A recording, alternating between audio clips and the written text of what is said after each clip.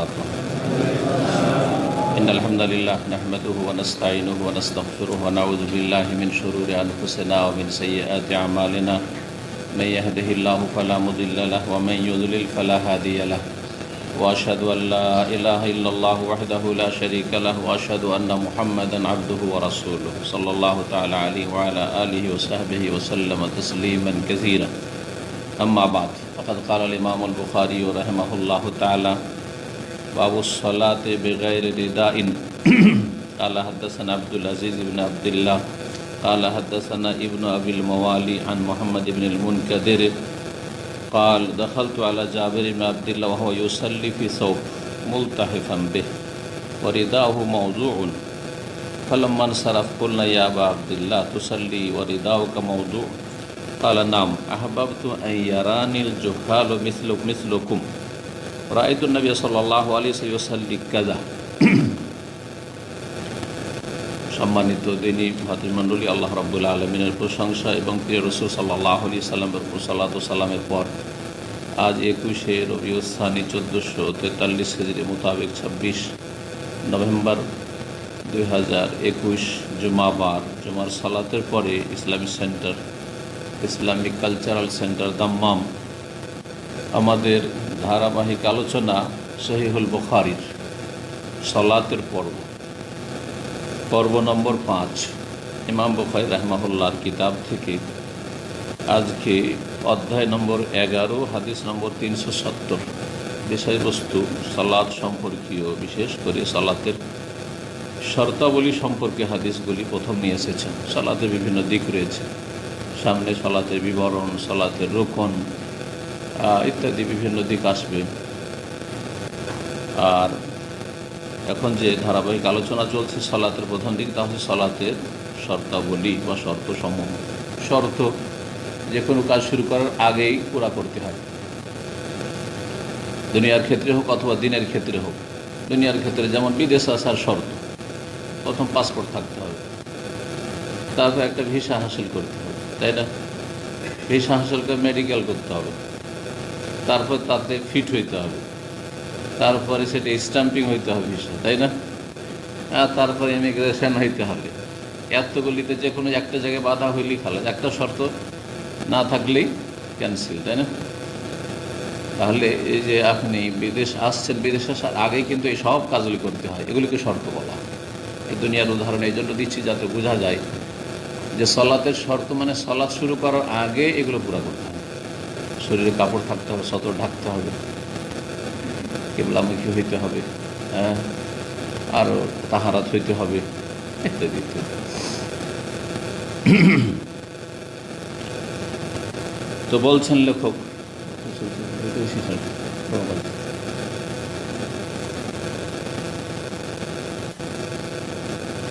বলছেন ইমাম বুখারী রাহমাতুল্লাহি আলাইহি বাবুস সালাতি বিগাইরি রিদাইন, এই অধ্যায় হচ্ছে বিনা চাদরে সালাত আদায় করা সম্পর্কে। চাদর নাই, একটি শুধু কাপড় আছে, এজার, আর সেটাকে শরীরে জড়িয়ে নিয়ে কেউ যদি সালাত আদায় করে সালাত হবে কি না।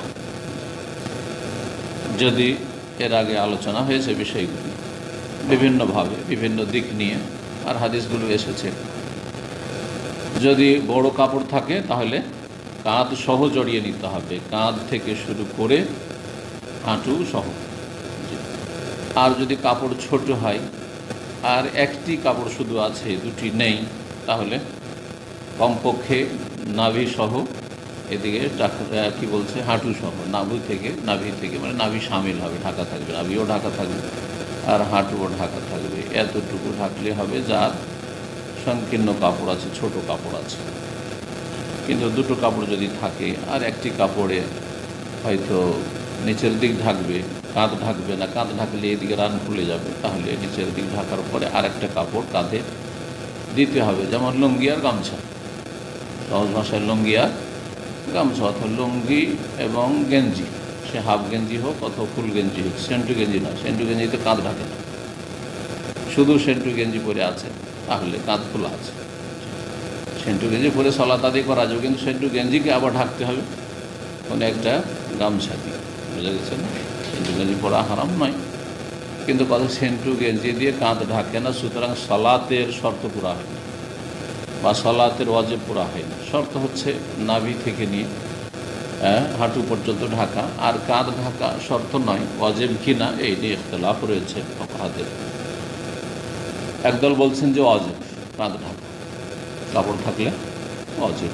আর একদল বলছে যে যদি হ্যাঁ এমন ওয়াজিব বা এমন ফরজ যেতে যদি কেউ কাঁধ না ঢাকে সালাত হবে না। আর একদল বলছেন না, সালাত হয়ে যাবে কিন্তু সে নিষিদ্ধ কাজ করবে।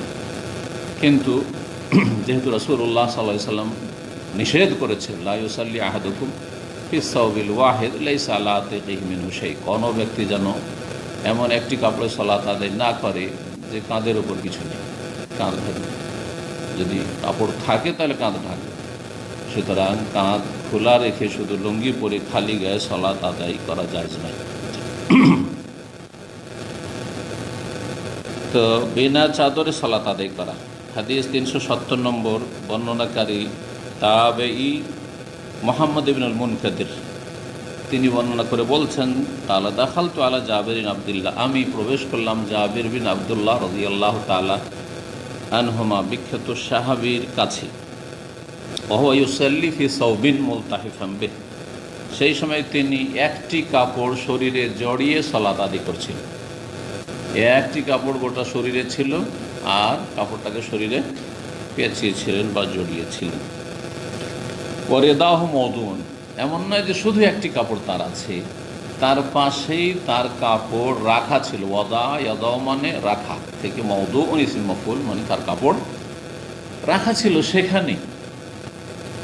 এর আগে একটি আসার এসছে, এখানে সনদ সহ সেটা এসে, সেখানে রয়েছে আলাল মিসজাম, আন্নার ওপর কি ছিল, আলনার ওপর ঝোলা ছিল। যে কোনো জায়গায় ঘরের মধ্যেই ঝোলা ছিল। ফালাম্মান সারাফা, যখন সালাম ফিরলেন, কুলনা, তখন আমরা বললাম, ইয়া আবু আবদুল্লাহ, হে আবু আবদুল্লাহ। জাবের রাদিয়াল্লাহু তাআলা আনহুর কুনিয়াত, উপনাম ছিল আবু আবদুল্লাহ। ছেলের নামে কুনিয়াত হইতে পারে, আবার যাদের ছেলে মেয়ে নেই সে বাপের নামে কুনিয়াত হইতে পারে আবু আবদুল্লাহ। যেমন এখানে সৌদি আরবে এই প্রচলনটা 1400 বছর আগে থেকে চলে আসছে। যার এখন বিবাহ হয়নি অথবা ছেলে মেয়ে হয়নি অথবা ছেলের নাম জানা নেই, অনেকের আছে আপনার পরিচিত, ছেলের নাম জানেন কিন্তু ওর বাপের নাম জানেন, ফাহাদ বিন আবদুল্লাহ, ঠিক আছে, তখন ওকে কী বলে ডাকে, আবু আবদুল্লাহ। হ্যাঁ, আবদুল্লাহ বিন সালেহ, আবু সালেহ বলে ডাকে। তো আবু আবদুল্লাহ হতে পারে যে জাবের রাদিয়াল্লাহু তাআলার ছেলে ছিলেন অথবা নাও হইতে পারে। এবং এই মর্মে হাদিস রয়েছে যে বিনা ছেলে মেয়েতেও কেউ নিজের কুনিয়াত রাখতে পারে, অর্থাৎ তার ছেলে হয়নি, তার ছেলে মেয়ে নেই, হ্যাঁ আব্দুল আজিজ ছেলে মেয়ে কিছুই নেই, হ্যাঁ। তো কথা হচ্ছে কারো ধরেন ছেলে নেই কিন্তু তাকে, হ্যাঁ আব্দুল আজিজকে আমরা আবু উমার বলছি, কারণ ইনশাআল্লাহ ছেলে হইলে ছেলের নাম আমরা উমর বিন আব্দুল আজিজ, যে খলিফা রাশেদ ইনশাআল্লাহ। তো আবু উমর জাহিজ আছে এই মাসলা। কেউ যদি বলে যে তোমার ছেলে নেই কিচ্ছু নেই, তুমি আবু উমর কিসের, আবু উমর না উমরের বাপ, তুমি তোমার বাপই হল, জায়েজ আছে। দলিল মা আয়েশা রাদিয়াল্লাহু তাআলা আনহা, তাকে উম্মে আব্দুল্লাহ বলা হতো, আব্দুল্লাহর মা। তিনি নিঃসন্তান ছিলেন, ছেলে মেয়ে কিছু ছিল না, কুনিয়া ছিল উম্মে আব্দুল্লাহ, আব্দুল্লাহর মা। কেউ কেউ বলেছেন যে ওনার বোনের ছেলে যে আব্দুল্লাহ বিন জুবাইর ছিল আর খুব ভালোবাসতেন বোনের ছেলে, বোনের ছেলে খুব ভালোবাসে, খালারা খুব ভালোবাসে, এই জন্য রাসূলুল্লাহ খালাকে আল খালাতু বিমানজিলাতিল উম, খালা মায়ের মর্যাদায়। এবং আমরা জানি, আমরা ছোটোকালে পড়াশোনা করেছি, নানা নারী বাড়িতে থেকে খালার কাছে যে আদর পেয়েছি মায়ের পরে, সে আদর অন্য কারো কাছে পাইনি। সবসময় খোঁজ নিয়ে খেয়েছি না খেয়েছি সবসময় খবর নিয়েছি। জি সুবহানাল্লাহ। তো জাযাকুমুল্লাহ খায়র, যারা তারা বেঁচে আছেন আল্লাহ তাদের ভালো করুন, এবং যারা দুনিয়া থেকে চলে গেছেন মা খালা তাদের আল্লাহ রহম করুন।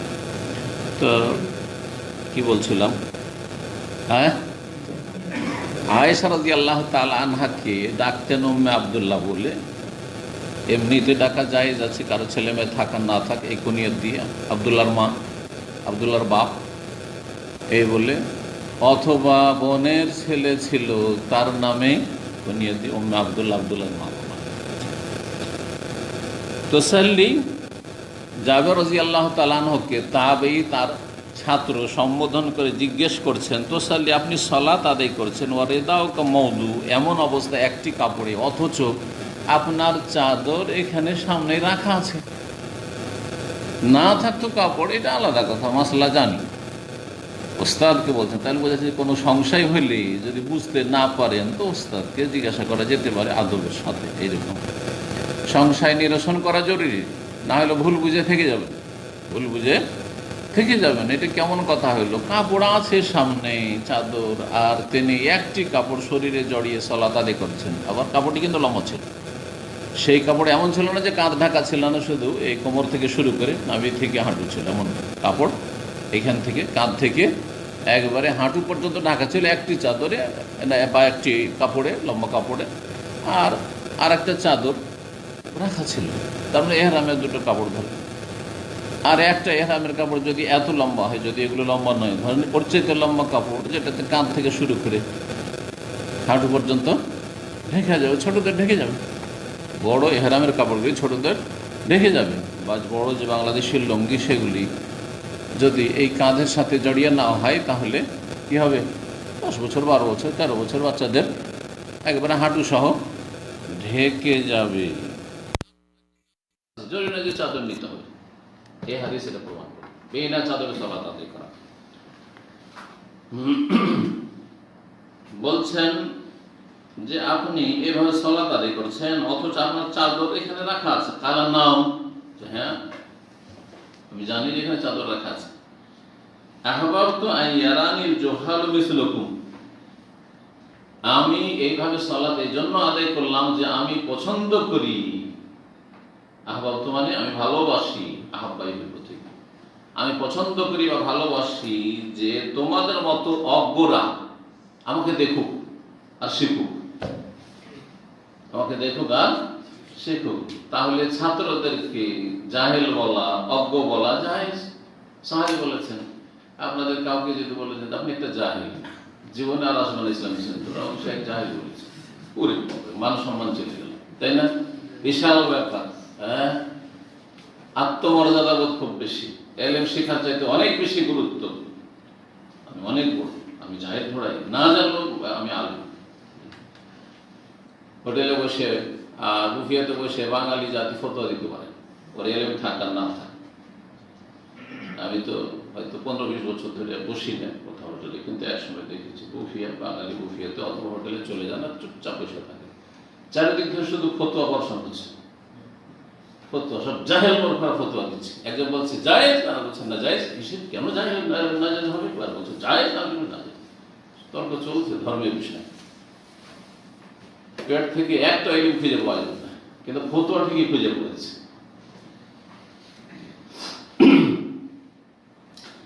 এরা চরম অপরাধী। ওয়ান তাকুলু আলাল্লাহি মা লা তা'লামুন, আল্লাহ সম্পর্কে, আল্লাহর দ্বীন সম্পর্কে না জেনে কথা বলা, এটা শিরকের সমতুল্য না। কারণ আপনি একটা জিনিসকে হালাল করে দিলেন অথচ হালাল নয়, একটা জিনিসকে হারাম করে দিলেন অথচ হারাম নয়, এটা হচ্ছে শিরক, এটা হচ্ছে কুফরের সমতুল্য না। আল্লাহ কোরআনে কারীমে স্পষ্ট ভাষা বর্ণনা করেছেন একটি আয়াতে, যে 4টি কাবিরা করার কথা বর্ণনা করেছেন, তার মধ্যে শিরক আর এই না জেনে দ্বীন সম্পর্কে, ধর্ম সম্পর্কে কথা বলা, অনুমান ভিত্তিক কথা বলা, শুনে শুনে কথা বলা, কনফার্ম না হয়ে ইয়াকিনের সাথে না কথা, দলিল জানেন না, কিছু জানেন না, ফতোয়া দিচ্ছেন, খুঁটিনাটি বিষয়ে ঢুকছেন আর সোশ্যাল মিডিয়াতে লিখছেন, যে এগুলি শিরকের মতো কাবিরা গুনাহ। কিছু সহি আকীদার ভাইরা আছে, শিরক করে না, জীবনও মাজার পূজা করবে না, জীবনও পীর ধরবে না, মুরিদ হবে না, কিন্তু না জেনে ফতোয়া দিচ্ছে, না জেনে বিভিন্ন গ্রুপ খোলা আছে, ফতোয়া প্রশ্ন উত্তর গ্রুপ, আর ফতোয়া দিচ্ছে। মাশাআল্লাহ, কোনো এলেম নাই তাদের।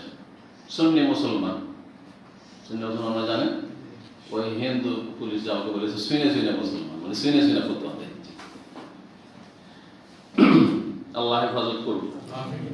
তো জাবের রাদিয়াল্লাহু তাআলা আনহু তাবেঈ তার ছাত্রকে বলছেন যে আহবাবতু, আমি পছন্দ করি, আইয়ারানি, যে আমাকে দেখুক, আল জুহাল, জাহেলের বহুবচন, মূর্খ অজ্ঞরা, মিসলুকুম, তোমাদের মতো, তোমাদের মতো যারা জানে না, অবুঝ, মনে করে যে দুটো কাপড় একেবারে জরুরি, হ্যাঁ, একটা উপর দিকে থাকতে হবে, একটা নিচের দিকে থাকতে হবে, যেমন আজকাল অধিকাংশ মানুষ মনে করে যে জুব্বা, যদি শীতকালেরও জুব্বা থাকে কিছুই দেখা যাবে না ভিতরে, জুব্বার নিচে যদি কারো পায়জামা না থাকে, দেখো শুধু জুব্বাই নামাজ পড়ছে, ভিতরে কিছু নেই, বলবে না? বলবে না?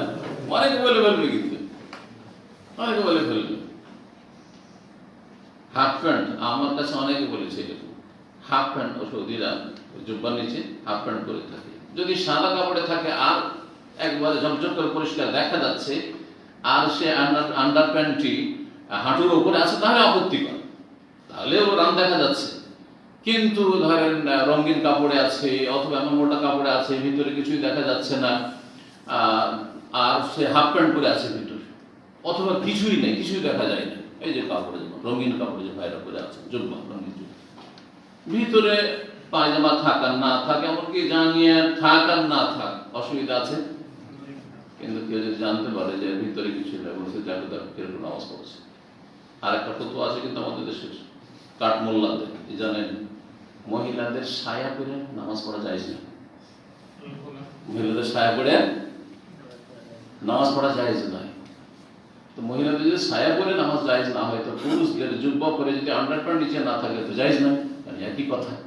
তাহলে যেই যুক্তিতে বলছে মহিলাদের সায়া পরে সালাত করা জায়েজ নয়, ধরেন সায়া আছে নিচে বা ম্যাক্সি আছে আর ভিতরে কিছু নেই, আর উপরে ঠিক আছে, মাথাটা সব ঢাকা আছে, কিন্তু নিচে আর কিছু নেই, একটা ম্যাক্সি আছে অথবা সায়া, সায়া বুঝেন তো, ডাইরেক্ট তলায় যেতে পারো, সায়া বলেন না পেটিকোট বলেন? বলেন। মাশাআল্লাহ, সায়া পরে নামাজ পড়া জায়েজ নয়, মোল্লাদের কাছ থেকে শুনেছি একসময়, বলছে নিচের দিক থেকে খোলা আছে, হাস্যকর কথা, নিচের দিক থেকে। তাহলে পুরুষদের লুঙ্গি পরে নামাজ পড়া জায়েজ নয়, কয়জন লুঙ্গি নিচে আন্ডারপ্যান্ট পরে? নিচের দিক থেকে খোলা আছে, জমিনের দিক থেকে শয়তানে দেখে নেবে যে, হাউজুবিল্লাহ, এইরকম কথা, জমিনের দিক থেকে শয়তানে দেখে নেবে যে, তো শয়তান তো কাপড়ের তলাও দেখতে পারে, ঠিক না?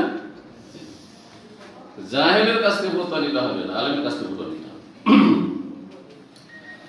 তোমাদের মধ্যে জাহেলরা যাতে করে আমাকে দেখে সেই জন্য এটা করেছি। রাআইতুন নবী সাল্লাল্লাহু আলাইহি ওয়াসাল্লাম, আমি নবী সাল্লাল্লাহু আলাইহি ওয়াসাল্লামকে দেখেছি, ইউসাল্লি কাযা, এইভাবে সালাত আদায় করতে, তারও চাদর রাখা ছিল, রাখা আছে কাপড়, দ্বিতীয় কাপড়ে একটি কাপড় গোটা শরীরে জড়িয়ে সালাত আদায় করেছেন। কারণ দ্বীন-ই ইসলাম সকল মানুষের জন্য, সকল স্তরের মানুষের জন্য, আর সর্বদার জন্য, কিয়ামত পর্যন্ত, সর্ব অবস্থার জন্য, সারা বিশ্বের জন্য। তাহলে সবাই সচ্ছল নয়, কারো কাছে 10-20টা কাপড় আছে, কারো কাছে একটা কাপড় আছে। ইসলাম সবার জন্য, এইরকম বিধানগুলি মাঝে মধ্যে রাসূলুল্লাহ সাল্লাল্লাহু আলাইহি ওয়াসাল্লাম পালন করে দেখিয়েছেন সকল অবস্থার জন্য। আজকের আমির কালকে পথের ফকির হয়ে একটা কাপড়ের মালিক শুরু হইতে পারে, হতে পারে। যেই দেশ সবচেয়ে ধনী ছিল সেই দেশে একবার পথের ফকির হয়ে গেছে, সেই দেশের মানুষ হতে পারে। সেই যুগের জন্য ইসলাম যে কোনো অবস্থার জন্য মানব জাতির যত রকম সমস্যা রয়েছে তার সমাধান এই কোরআন সুন্নাহ ওহীর বিধানে রেখেছে। 12 নম্বর অধ্যায় বলছেন বাবু মা ইউযকারু মিনাল ফাখির। এই অধ্যায় হচ্ছে রান সম্পর্কে, বা আরেকটি বাংলা হচ্ছে উরু। আপনারা উরু বলেন না রান বলেন? রানটাই বেশি মানুষ ব্যবহার করে, কিন্তু শুদ্ধ বাংলা হচ্ছে উরু। রান উর্দু শব্দ, উর্দুর প্রভাব আছে মুসলিম বাঙালিদের উপর, অমুসলিম বাঙালিকেও রান উর্দু। তো বাংলার দুটো টান আছে, একটা ইসলামী টান, মুসলিমরা যে ভাষা বলে, আর একটা হচ্ছে সংস্কৃতি টান, মানে হিন্দুয়ানি টান। কারণ বাংলা এসেছে সংস্কৃতি ভাষা থেকে, বাংলা সাহিত্যের জন্ম আসলে সংস্কৃত ভাষা থেকে, আর সংস্কৃত ভাষা হচ্ছে হিন্দুদের ধর্মীয় ভাষা।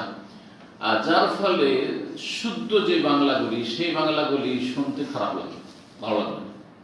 জল শুনতে ভালো লাগছে, মাসি পিসি শুনতে খারাপ লাগে না, কিন্তু খালা পুকু পানি জায়েজ না জায়েজের বিষয় নাই, এগুলো কিন্তু জায়েজ না জায়েজের বিষয় নয়, জায়েজ। কিন্তু আমি বলি, আমি ইচ্ছা করে অমুসলিম দোকানে এক সময় ঢুকেছি, ইচ্ছা করে আমি পানি দেবো, কারণ আমার সংস্কৃতি, আমার সভ্যতাকে নিয়ে আমি বাঁচতে চাই এবং তার প্রচার প্রসার করতে চাই, কখনো বিজাতির কোনো কিছুতে প্রভাবিত হতে চাই না। কথা বোঝা গেছে? যাতে করে আমার ইসলামী যেটাকে তাশাখুস, ইসলামী ব্যক্তিত্ব বহাল থাকে। তো রান সম্পর্কে বা উরু সম্পর্কে যা কিছু আলোচিত হয়েছে বা বর্ণিত হয়েছে, যা কিছু উল্লেখ করা হয়েছে, জাকারায়াজ করে মানে সব, জাকারায়াজ করে অনেকগুলি অর্থ আনলে। জাকারায়াজ করে মানে স্মরণ করা, এখান থেকে জিকির করা, আল্লাহর জিকির মানে আল্লাহর স্মরণ। জাকারায়াজ করে মানে আলাপ আলোচনা করা, আল্লাহর জিকির, আল্লাহর আলোচনা করা। জাকারায়াজ করে মানে হচ্ছে জিকির, এখান থেকে উপদেশ।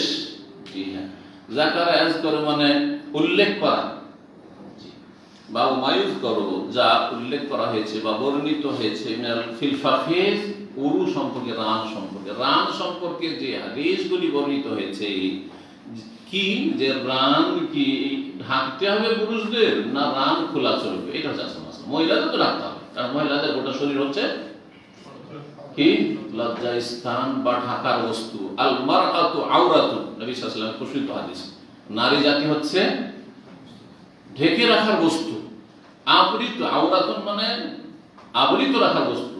নারী জাতিকে ঢেকে রাখতে হবে, নির্জনে থাকবে অথবা নিঃস্বামীর সামনে থাকবে তখন আলাদা কথা, অথবা মাহরামের সামনে যতটা খোলা যায়, বাকি নারী জাতি আসলে হচ্ছে ঢেকে রাখার বস্তু। পুরুষের ক্ষেত্রে রাসূলুল্লাহ সাল্লাল্লাহু আলাইহি ওয়াসাল্লাম বলেন যে আর রাজুল আওরাতুন, বলেছেন যে পুরুষের আওরত বা ঢেকে রাখার স্থান হচ্ছে, লজ্জা স্থান হচ্ছে মিনাস সুররাত ইলা রুকবা, নাভি থেকে শুরু করে হাঁটু পর্যন্ত। কিন্তু এটা দুই ভাগে বিভক্ত, এর আগে বলেছি, সুতরাং বারবার আর ফেরাচ্ছি না। একটা হচ্ছে একবার আবশ্যক ফরজ ঢেকে রাখা, আর একটা হচ্ছে উত্তম কিন্তু প্রয়োজনে, ক্ষেত্র বিশেষে, অথবা মাঝে মধ্যে জায়েজ। এখন এই মর্মে হাদিস আসবে।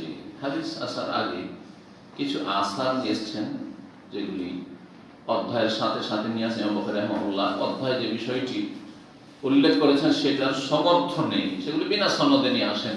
কখনো সনদে দুই একজন বর্ণনাকারীর নাম থাকে, কখনো মোটেই থাকে না। ইবনে আব্বাস রাদিয়াল্লাহু তাআলা আনহুমা এবং জারহাদ থেকে আর মুহাম্মদ ইবনে জাহশ থেকে বর্ণিত হয়েছে, উরওয়া বর্ণনা করা হয়েছে ইবনে আব্বাস, আব্দুল্লাহ ইবনে আব্বাস প্রখ্যাত সাহাবী থেকে, এবং সাহাবী জারহাদ থেকে রাদিয়াল্লাহু আনহু, মুহাম্মদ ইবনে জাহশ থেকে, সবাই সাহাবীরা। তারা বর্ণনা করেছেন সকলে নবী সাল্লাল্লাহু আলাইহি ওয়াসাল্লাম থেকে। তার মানে এই তিনজন সাহাবী বর্ণনা করেছেন নবী সাল্লাল্লাহু আলাইহি ওয়াসাল্লাম থেকে এই হাদিসটি বিভিন্ন সূত্রে। আল ফাখিযু আওরাতুন, রান হচ্ছে লজ্জা স্থান, বা রান হচ্ছে ঢেকে রাখার অঙ্গ, ঢেকে রাখার বস্তু।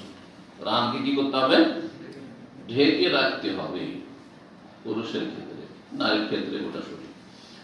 ওয়াকাল আনাস, আনাস রাদিয়াল্লাহু তাআলা আনহু বলেছেন, তিনজন সাহাবী তো এমনটা বলে যে ঢেকে রাখতে হবে, কিন্তু আনাস রাদিয়াল্লাহু তাআলা কি বর্ণনা করেছেন? হাসারান নবী সাল্লাল্লাহু আলাইহি ওয়াসাল্লাম আন ফাখিযিহি, হাসারা মানে কাশাফা, নবী সাল্লাল্লাহু আলাইহি ওয়াসাল্লাম উন্মুক্ত করলেন, মানে কাপড় সরিয়ে দিলেন, খুললেন, আন ফাখিযিহি, তার রান। নবী সাল্লাল্লাহু আলাইহি ওয়াসাল্লাম তার রান কি করেছেন? খুলেছেন, রানের উপর থেকে কাপড় উঠিয়েছেন। আগের রিওয়ায়াতের বিরোধী হলো কিনা? হাদিস আসলে কি প্রসিদ্ধ হাদিস যে রান ঢেকে রাখা অঙ্গ বা ঢেকে রাখার বস্তু, কিন্তু নবী সাল্লাল্লাহু আলাইহি ওয়াসাল্লামের আমল, আচ্ছা আগেরটি কিন্তু বাচনিক, এটাও মনে রাখতে হবে যে হাদিস কয় রকম? তিন রকম। এক হচ্ছে বাচনিক, যা বলেছেন রাসূলুল্লাহ সাল্লাল্লাহু আলাইহি ওয়াসাল্লাম, আর একটা হচ্ছে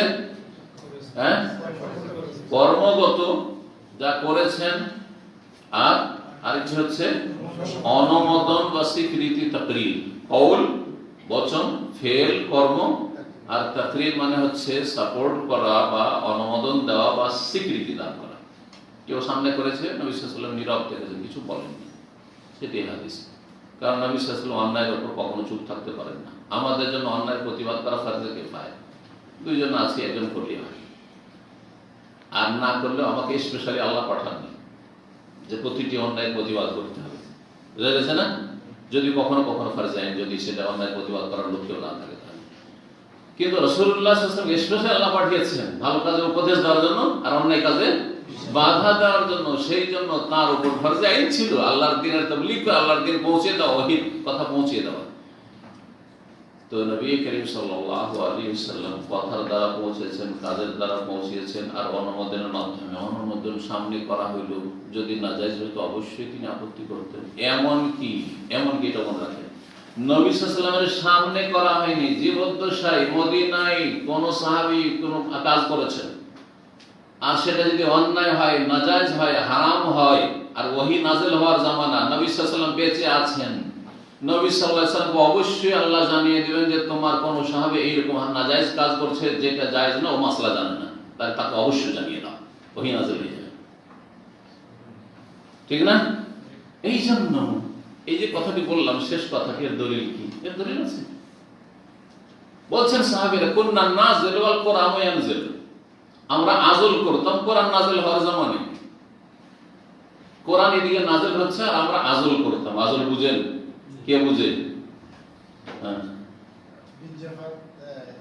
স্বামী স্ত্রী সহবাসের সময় বাইরে বীর্যপাত করা, যাতে বাচ্চা না ধরে যায়। কেউ হয়তো ঘন ঘন বাচ্চা নিতে চাইছেন না, অথবা একেবারে বাচ্চা ছোট আছে, অথবা স্ত্রী একেবারে অসুস্থ, এখন গর্ভধারণের ক্ষমতাই তার নেই, হয়তো খুব বেশি অসুবিধা হয়ে যাবে। কষ্ট তো হবে, কষ্ট না করলে বাচ্চা আসে আবার নাকি, তাই না? যেমন গাল না খেলে দিনের দাওয়াতের কাজ হবে না, তেমনি বাচ্চা ধারণ করে পেটে বাচ্চা নিয়ে কষ্ট না করলে কেউ বাচ্চা পাবে না। সুবহানাল্লাহ। আমাকে যখন প্রথম গালাগালি শুরু করলো বেদাতিরা, তখন আমাদের একজন জেনারেল শিক্ষিত ভাই, আমার ছাত্র এখানকার, সৈয়দ জামান ভাই, অসুস্থ আছেন, আল্লাহ যেন শেফা দান করেন, মুরব্বী, দেখেছেন আপনারা যারা পুরাতন, দেখেন নাই সৈয়দ জামান? কে চিনে সৈয়দ জামানকে? কে আছে আল্লাহর বান্দা, সব নতুন পাঠিয়ে দিন। হ্যাঁ, আব্দুল্লাহ, পুরাতন গুলো ভুলে গেছেন। হোন্ডার স্পেয়ার পার্টসে চাকরি করতেন সেই জামান, ঢাকায় বাড়ি, অসুস্থ আছে। হ্যাঁ, সাদা দাড়ি, ছোট দাড়ি। ও নিয়ে প্রথম যখন লোকজন গালাগালি বিভিন্ন জায়গা থেকে করে, তো ওরা জানতে পারেন, তখন এত ফেসবুক, এত লাফালাফি ছিল না, তারপরে বিভিন্ন সূত্রে গালাগালি গুলো মেসেজ অনেক সময় আসা। তো উনি আমাকে সান্ত্বনা দিয়েছেন। ইমাম আহমদ রাহিমাহুল্লাহকে যখন তিনি জেলে ছিলেন, তখন একজন চোর সান্ত্বনা দিয়েছিলেন, সুবহানাল্লাহ। বলছে, এই চোরের নসিহত উপদেশে আমার ঈমান আরো শক্ত হয়ে যায়। চোর যদি আমাকে সান্ত্বনা দিতে পারে যে আপনার জুলম হচ্ছে, আর তারপর অটল থাকেন, কারণ আপনি যদি ফসকে যান তো পুরো উম্মত গুমরাহ হয়ে যাবে। কোরআনকে মখলুক বলে যে সমস্ত জাহান্নামী হয়ে যাবে, একমাত্র আপনি ইমাম আহলে সুন্নাহ, আপনার দিকে সারা বিশ্ব তাকিয়ে আছে, ভয়ে কেউ বলতে পারেন না আপনি বলেছেন আপনার জুলম অত্যাচার চলছে। সুবহানাল্লাহ। চোরের নসিহতে কখন হিদায়াত পাওয়া যেতে পারে। তো আমাকে এই নসিহত করেছেন ভালো মানুষ, মোটামুটি আমাদের ছাত্র, দীর্ঘদিনের এবং খুব বয়স্ক ছাত্র, দাড়ি সাদা ছাত্র। তো তিনি বলেছিলেন যে শেখ, একটাই কথা, বাচ্চা নিলে কষ্ট করতে হবে, বাচ্চা নিলে কষ্ট করতে হবে। আমি বুঝে গেলাম, বোঝা গেছে? জি। সুতরাং দিনের কাজ, দাওয়াতি কাজ করলে আর মানুষের উপকার হোক, মানুষ সঠিক রাস্তা জানুক, হক কথা জানে না মানুষ, অবুঝ হয়ে আছে, বিভ্রান্ত হয়ে রয়েছে, এই বাচ্চা ফলাফল নিলে, বাচ্চা হচ্ছে ফলাফল, রেজাল্ট। তো যদি আপনি দাওয়াতি ময়দানে ফলাফল চান, তাহলে কি করতে হবে? গাল খাওয়ার কষ্ট নিতে হবে, গাল খাওয়ার কষ্ট নিতে হবে। খালি মিষ্টি মিষ্টি সুন্নাত, মিষ্টি মিষ্টি সুন্নাত, আর ভাই ঠিক আছে, আপনারটাও ঠিক, ওটাও ঠিক, হাত যেখানে ইচ্ছে সেখানে বাঁধেন, বুকের উপরেও বাঁধে, নয় পেটের উপরে বাঁধে, নয় নাভির নিচে বাঁধে, নয় ছেড়ে, সবটাই ঠিক, কেউ বাঁধবে না। মালিকিও রাজি, এরে আমাদেরটা ঠিক বলেছে, শিয়ারাও রাজি। বোঝা যাচ্ছে আমরা শিয়া শুনি না, সব ভাই ভাই বলেছেন বাংলাদেশি বক্তা। আল্লাহ ওদেরকে শাস্তি দিয়েছে যারা এবার জাতি বিভ্রান্ত করেছে। সবাই খুশি, শিয়া ইরানিও খুশি, শিয়া রাফেজি সাহাবায়ে কেরামদের দুশমনও খুশি, আর জামাতি ইখওয়ানি সবাই খুশি, একমাত্র পশ্চিমে হকপন্থী সালাফিরা খুশি না। এতে যায় আসে, কিছু করতে পারবে সালাফি, নাস্তিকরাও খুশি, সবটাই ঠিক। ভাই ভাই, মুসলিম ভাই ভাই, আরে মুসলিম হবে তাহলে তো ঈমান ভঙ্গ করে দেওয়া মুসলিম থাকে নাকি? সাহাবায়ে কেরামদেরকে জাহান্নামী বলে আবার মুসলিম থাকে নাকি? কোরআন সার্টিফিকেট দিচ্ছে যে জান্নাতি, আর ও জাহান্নামী, আবার মুসলিম থাকে নাকি? আবার ভাই কি করে হয়? ইন্নামাল মুমিনুনা ইখওয়া, মুমিন ভাই, মুশরিক কি করে ভাই হতে পারে? যারা ইয়া আলী ইয়া হুসাইন করে, ইয়া গাউস করে, তারা মুসলিম কি করে হতে পারে? মুসলিম ভাই ভাই বলে হয়ে গেল। ওযু নষ্ট হয় আর আপনার ঈমান নষ্ট হয় না? সালাত নষ্ট হয়ে যায়, ঈমান নষ্ট হয় না, ইসলাম নষ্ট হয় না। সালাত বিনষ্টকারী, এটা করলে সালাত নষ্ট হয়ে যাবে, নামাজ নষ্ট হয়ে যাবে, এটা করলে ওযু ভঙ্গ হয়ে যাবে, নাক দিয়ে রক্ত পড়লে ওযু ভঙ্গ হয়ে যাবে, হাঙ্কি মজা কথা বোঝা গেছে। দাঁত দিয়ে বেশি দাঁত দিয়ে রক্ত পড়ে গেল, বমি হয়ে গেল, মুখ ভরা বমি হয়ে গেল, ওযু নষ্ট হয়ে যাবে, এইসব ভিত্তিহীন ফতোয়া যদি থাকে, এগুলোও জানেন যে কিসে ওযু নষ্ট হয়, ভুলটাও জানেন, সহিটাও জানেন, কিন্তু ঈমান কিসে নষ্ট হয় কিচ্ছু জানেন না। এই হলো আমার জাতি। না, এটা হইলে হবে না। আগে ঈমান কিসে নষ্ট হয়ে জানতে হবে, তারপরে ওযু কিসে নষ্ট হয়, তারপরে সালাত নামাজ কিসে নষ্ট হয়ে জানতে হবে। তো কি বলছিলাম এতদূর গেলাম বলতে গিয়ে, হ্যাঁ, রাসূলুল্লাহ সাল্লাল্লাহু আলাইহি ওয়াসাল্লামের জামানায় সাহাবীরা বলছেন কুননা নাযিল, আমরা আযল করতাম, আর কোরআনের দিকে নাযিল হচ্ছে, সুতরাং জায়েজ।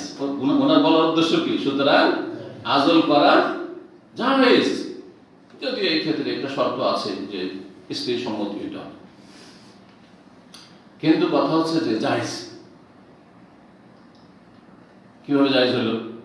যদি না জায়েজ হতো, এখানে এই কথা আছে, যদি না জায়েজ হতো, কোরআন নাযিল হচ্ছে, নবী সাল্লাল্লাহু আলাইহি ওয়াসাল্লাম নয় ঘরের খবর জানছেন যে কে ঘরে কি করছে না করছে, সব অবসর সময়, হ্যাঁ, বীর্যপাত বাইরে করছে না ভিতরে করছে কে জানছেন না, কিন্তু আল্লাহ তো জানছেন। তা আল্লাহ নবীকে জানিয়ে দেন তোমার সাহাবীরা কিন্তু ঘরে ঘরে এরকম নাজায়েজ কাজ করছে, নিষেধ করো, বলতেন না বলতেন না? যখন কোরআনে বলা হয়নি, নিষেধ করা হয়নি, একটি হাদিসও বলা হয়নি, তাহলে বোঝা গেল যে প্রয়োজনে জায়েজ। তবে বাচ্চা নিতে হবে, বাচ্চা বেশি বেশি নেওয়ার ফজিলত রয়েছে। কোনো যদি শারঈ ওজন না থাকে, স্বাস্থ্যগত ওজন না থাকে, তাহলে বেশি বেশি বাচ্চা নিতে হবে। যত বেশি ছেলে মেয়ে নেবে তত বেশি বরকত হবে, আর যত বেশি এই ক্ষেত্রে কৃপণতা করবে আল্লাহ ওইরকম মুষ্টি বেঁধে দেবেন। আল্লাহ দেখবেন যে তোর তো বেশি প্রয়োজন নেই, কারণ তো তোর দুটো ছেলে, আর তুই তো ছেলে মেয়ে চাস না, সুতরাং তোকে রুজি দিব না, তোকে অশান্তিতে রাখবে, তোকে বালা মুসিবতে রাখবে। অধিকাংশ দেখবে যারা একটা দুটা বাচ্চা নিয়ে বন্ধ করে দিয়েছে, তারা কেউ প্রেশার মুক্ত না, কেউ সুগার মুক্ত না, আর তারা কেউ সুস্থ না, ইল্লা মাশাআল্লাহ। ইল্লা মাশাআল্লাহ শতকরা একটা পাবেন কিনা, আমি যতগুলোকে জানিয়েছি। তো নবী করিম সাল্লাল্লাহু আলাইহি ওয়াসাল্লাম কি করলেন? হাসান আন ফাখিযিহি, নবী সাল্লাল্লাহু আলাইহি ওয়াসাল্লাম নিজে রান খুললেন একবার। আনাস রাদিয়াল্লাহু তাআলা, আনাস খাদেম, দেখেন যারা সবচেয়ে বেশি ঘনিষ্ঠ এই বিষয়গুলি জানতে পারে, দূরের লোক জানতে পারে না। আমি কখনো রান খুলি না খুলি নাই, বা আমি গেঞ্জি খুলি না আপনারা বলতে পারবেন? বলতেই পারবেন না আপনারা। কিন্তু আমার সাথে যারা ঘনিষ্ঠ বলতে পারে কখনো হয়তো রানের উপর কাপড় উঠিয়েছি, বলতে পারবেন না, রাত দিন আমার সাথে উঠা বসা করে এমন কিছু আসে, এইরকম হতে পারে। অথবা বাসাতে, বাইরে তো খুলি না, বাসাতে যারা থাকে অবশ্যই জানতে পারবে, তাই না? তো ঠিক ওই রকম আনাস রাদিয়াল্লাহু তাআলা 10 বছর রাসূলুল্লাহ সাল্লাল্লাহু আলাইহি ওয়াসাল্লামের খেদমত করেছেন, তাহলে আনাস রাদিয়াল্লাহু তাআলা যতটা জানলেন নবী সাল্লাল্লাহু আলাইহি ওয়াসাল্লামের পার্সোনাল লাইফ সম্পর্কে, যে তিনি কখনো রান খুলতেন না, অন্যরা জানতেন না। ইবনে আব্বাস যদিও কাছাকাছি ছিলেন, যার হাত জানতেন না, মুহাম্মদ বিন জাহশ জানতেন না। হাদিসু আনাস আসনাদ। এখন ইমাম বুখারী রাহিমাহুল্লাহ পরস্পর বিরোধী হাদিসের মাঝে সমন্বয় করছেন, সমন্বয় করছেন তো, দুটোকে মেলাচ্ছেন, তাসবিহ বা তাওফীক, যে এই পরস্পর বিরোধী হাদিস কোনটার উপর আমল করব, আমরা রান খুলবো না রান ঢেকে রাখবো। নবী সাল্লাল্লাহু আলাইহি সাল্লাম রানকে ঢেকে রাখার বস্তু বলেছেন, আবার নিজেই খুলেছেন, বুঝা গেছে না? নবী সাল্লাল্লাহু আমল হচ্ছে মাঝে মধ্যে খুলেছেন না, আর বচন হচ্ছে, হুকুম হচ্ছে কি, যে রানকে ঢেকে রাখতে হবে। এর একটা দিক যারা বলছে রান খোলাই যাবে না, হ্যাঁ, রান সম্পর্কে একটু বাড়াবাড়ি করে কিছু, তো তারা বলছে যে না, উম্মতের জন্য হচ্ছে বাচনিক হাদিস, কারণ নবী সাল্লাল্লাহু আলাইহি ওয়াসাল্লাম হুকুম বলি কার জন্য? অন্যদের জন্য। আর নবী সাল্লাল্লাহু আলাইহি ওয়াসাল্লামের আমলটা হতে পারে যে তার সাথে খাস, হতে পারে যে রান খোলা জায়েজ, এটা হচ্ছে নবী সাল্লাল্লাহু আলাইহি ওয়াসাল্লামের খাস, কিন্তু এর জন্য একটা দলিল লাগবে, ইশারা ইঙ্গিত লাগবে। এমন কিছু নেই যে নবী সাল্লাল্লাহু আলাইহি ওয়াসাল্লাম কোন ইশারা ইঙ্গিত করেছেন, দেখো রান খোলা আমার জন্য খাস, আমি তুলতে পারি। যেমন কোরআনে কারিমে বলে দেওয়া হয়েছে যে তোমরা 4টার বেশি বিয়ে করতে পারবে না, একসাথে রাখতে পারবে না, কিন্তু নবী করিম সাল্লাল্লাহু আলাইহি ওয়াসাল্লামের জন্য ছিল যত রাখবে রাখবে। কিন্তু পরে আল্লাহ রাব্বুল আলামিন যখন 9টি একসাথে হইল, একসময় সূরা আহজাবে নাযিল করে দিলেন যে বাস আর প্রয়োজন নেই, তোমরা এতটি যথেষ্ট। কখন সেটা আল্লাহর পক্ষ থেকে বিশেষ অনুগ্রহ ও নবী সাল্লাল্লাহু আলাইহি সাল্লামের সহধর্মিণীগণের ওপর। এটা এই মাসলা অনেকে জানেন না, কিন্তু এই বিষয়টি রহস্যটি জানেন না, যে এক সময় নবী করিম সাল্লাল্লাহু আলাইহি সাল্লামকে ইখতিয়ার দেওয়া হয়েছিল, যাকে ইচ্ছা বিয়ে করো, যাকে ইচ্ছা ছাড়ো, তুরজি মান তাশা মিনহুম ওয়া তুবি ইলাইহি মিম্মান তাশা ওয়া মান ইত্তাকাইতা মিম্মান আযাতা ফালা জুনাহা আলাইক। তুমি যাকে ইচ্ছা আশ্রয় দিতে পারো, কাছে করতে পারো, মানে স্ত্রী হিসেবে রাখতে পারো, যাকে ইচ্ছা দূরে করতে পারো, তালাক দিতে পারো। তারপরে ওই যে নবী করিম সাল্লাল্লাহু আলাইহি ওয়াসাল্লামের বিবিগণ এবার খরচ খরচা চেয়েছিলেন, আর টুকরাটুকরি করেছিলেন, আর সবারই প্রয়োজন আছে, আর কিছু পাচ্ছেন না, কত অনাহারে থাকা যায়, কষ্ট। আল্লাহু আকবার। সেই সময় আল্লাহ নবী করিম সাল্লাল্লাহু অসন্তুষ্ট হয়ে মন খারাপ করে 1 মাসের জন্য ইলা করেছিলেন, কারোর সাথে আমি দেখা সাক্ষাৎ করবো না। আর তারপরে একটি কক্ষে উঠিয়ে গেলেন। 1 মাস পরে নেমে আসলেন, আর এক এক করে আল্লাহ দিন আয়াতুত তাখির নাযিল করলেন যে স্ত্রীদেরকে বলবো যে তোমরা সবুর করে ধৈর্য ধরে খেয়ে না খেয়ে যদি আমার সাথে থাকো তো থাকো, আল্লাহ বলছেন। আর যদি বলে না এত কষ্ট করে থাকতে পারবো না নবীর বাড়িতে, সব দান খায়রাত করে দিচ্ছেন, আসছে ঠিক, সব দান খায়রাত করে দিচ্ছেন, আমাদেরকে দিচ্ছেন না, আমরা না খেয়ে মাস 2 মাস 3 মাস চলে যাচ্ছে। মা আসেনা বলেছেন যে মায়ু খাদো কি বইতে না, আমাদের বাড়িতে কোনো আগুন চুলা চলতো না, কি খেতে না খেয়ে থাকতেন, ব্যাস আসওয়াদান, একটা খেজুর, 2-3 খেজুর, আর তারপরে একটু পানি, ব্যাস 2 জিনিস। এইভাবে দিন পার হয়ে যেত, কল্পনা করা যায়? সুবহানাল্লাহ। তো কত আর সবুর করা যাবে? আল্লাহ ইখতিয়ার দিলেন যে হয় চলে যাও, আর না হলে থাকলে কষ্ট করে থাকো, ইখতিয়ার দিলেন। সবাই আল্লাহকে এবং রাসূলুল্লাহ সাল্লাল্লাহু আলাইহি ওয়াসাল্লামকে ইখতিয়ার করলেন যে আমরা যেতে চাই, এই কষ্ট করে থাকো। আল্লাহ এই নবী সাল্লাল্লাহু আলাইহি ওয়াসাল্লামের বিবিগণের এই ভালো আচরণে যে তারা দুনিয়ার ওপর, দুনিয়ার সুখ শান্তি, অন্য কারোর সাথে বিয়ে হলে অনেক ধন সম্পদ পাবে, খেতে পাবে, সুখে থাকবে, সব কুরবানি করে দিয়ে আল্লাহ সন্তুষ্টি চাই, আর রাসূলুল্লাহ সাল্লাল্লাহু আলাইহি ওয়াসাল্লামের সহধর্মিণী হিসেবে দুনিয়াতে থাকতে চায়, আখিরাতে উঠতে চায়। আল্লাহু আকবার।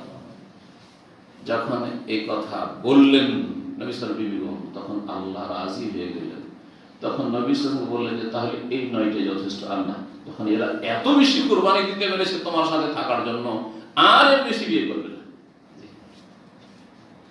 আপনার স্ত্রী যদি এরকম হয়, আপনার সাথে কষ্টের যুগে যখন আপনার ঘরে পয়সা ছিল না তখন কষ্ট করে থেকেছি, আর এখন বিদেশে এসে সৌদি আরবে 2টা পয়সা হয়েছে, তখন শুরু হয়ে গেছে সরাসরি বিয়ে করা, এই করব তো সেই করব। আরে তার ইহসানগুলো ভুলে যান না, যে খেয়ে না খেয়ে কষ্ট করে কত আপনার সঙ্গ দিয়েছে, কোনো সময় অভিযোগ করেনি। জি,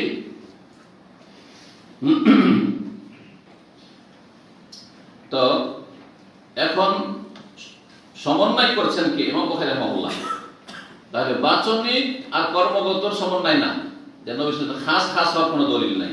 কি বলছেন ইমাম বুখারী? বলছেন হাদিসু আনাসিন আসনাদু, আনাস রাদিয়াল্লাহু তাআলার হাদিসটি বেশি শক্তিশালী।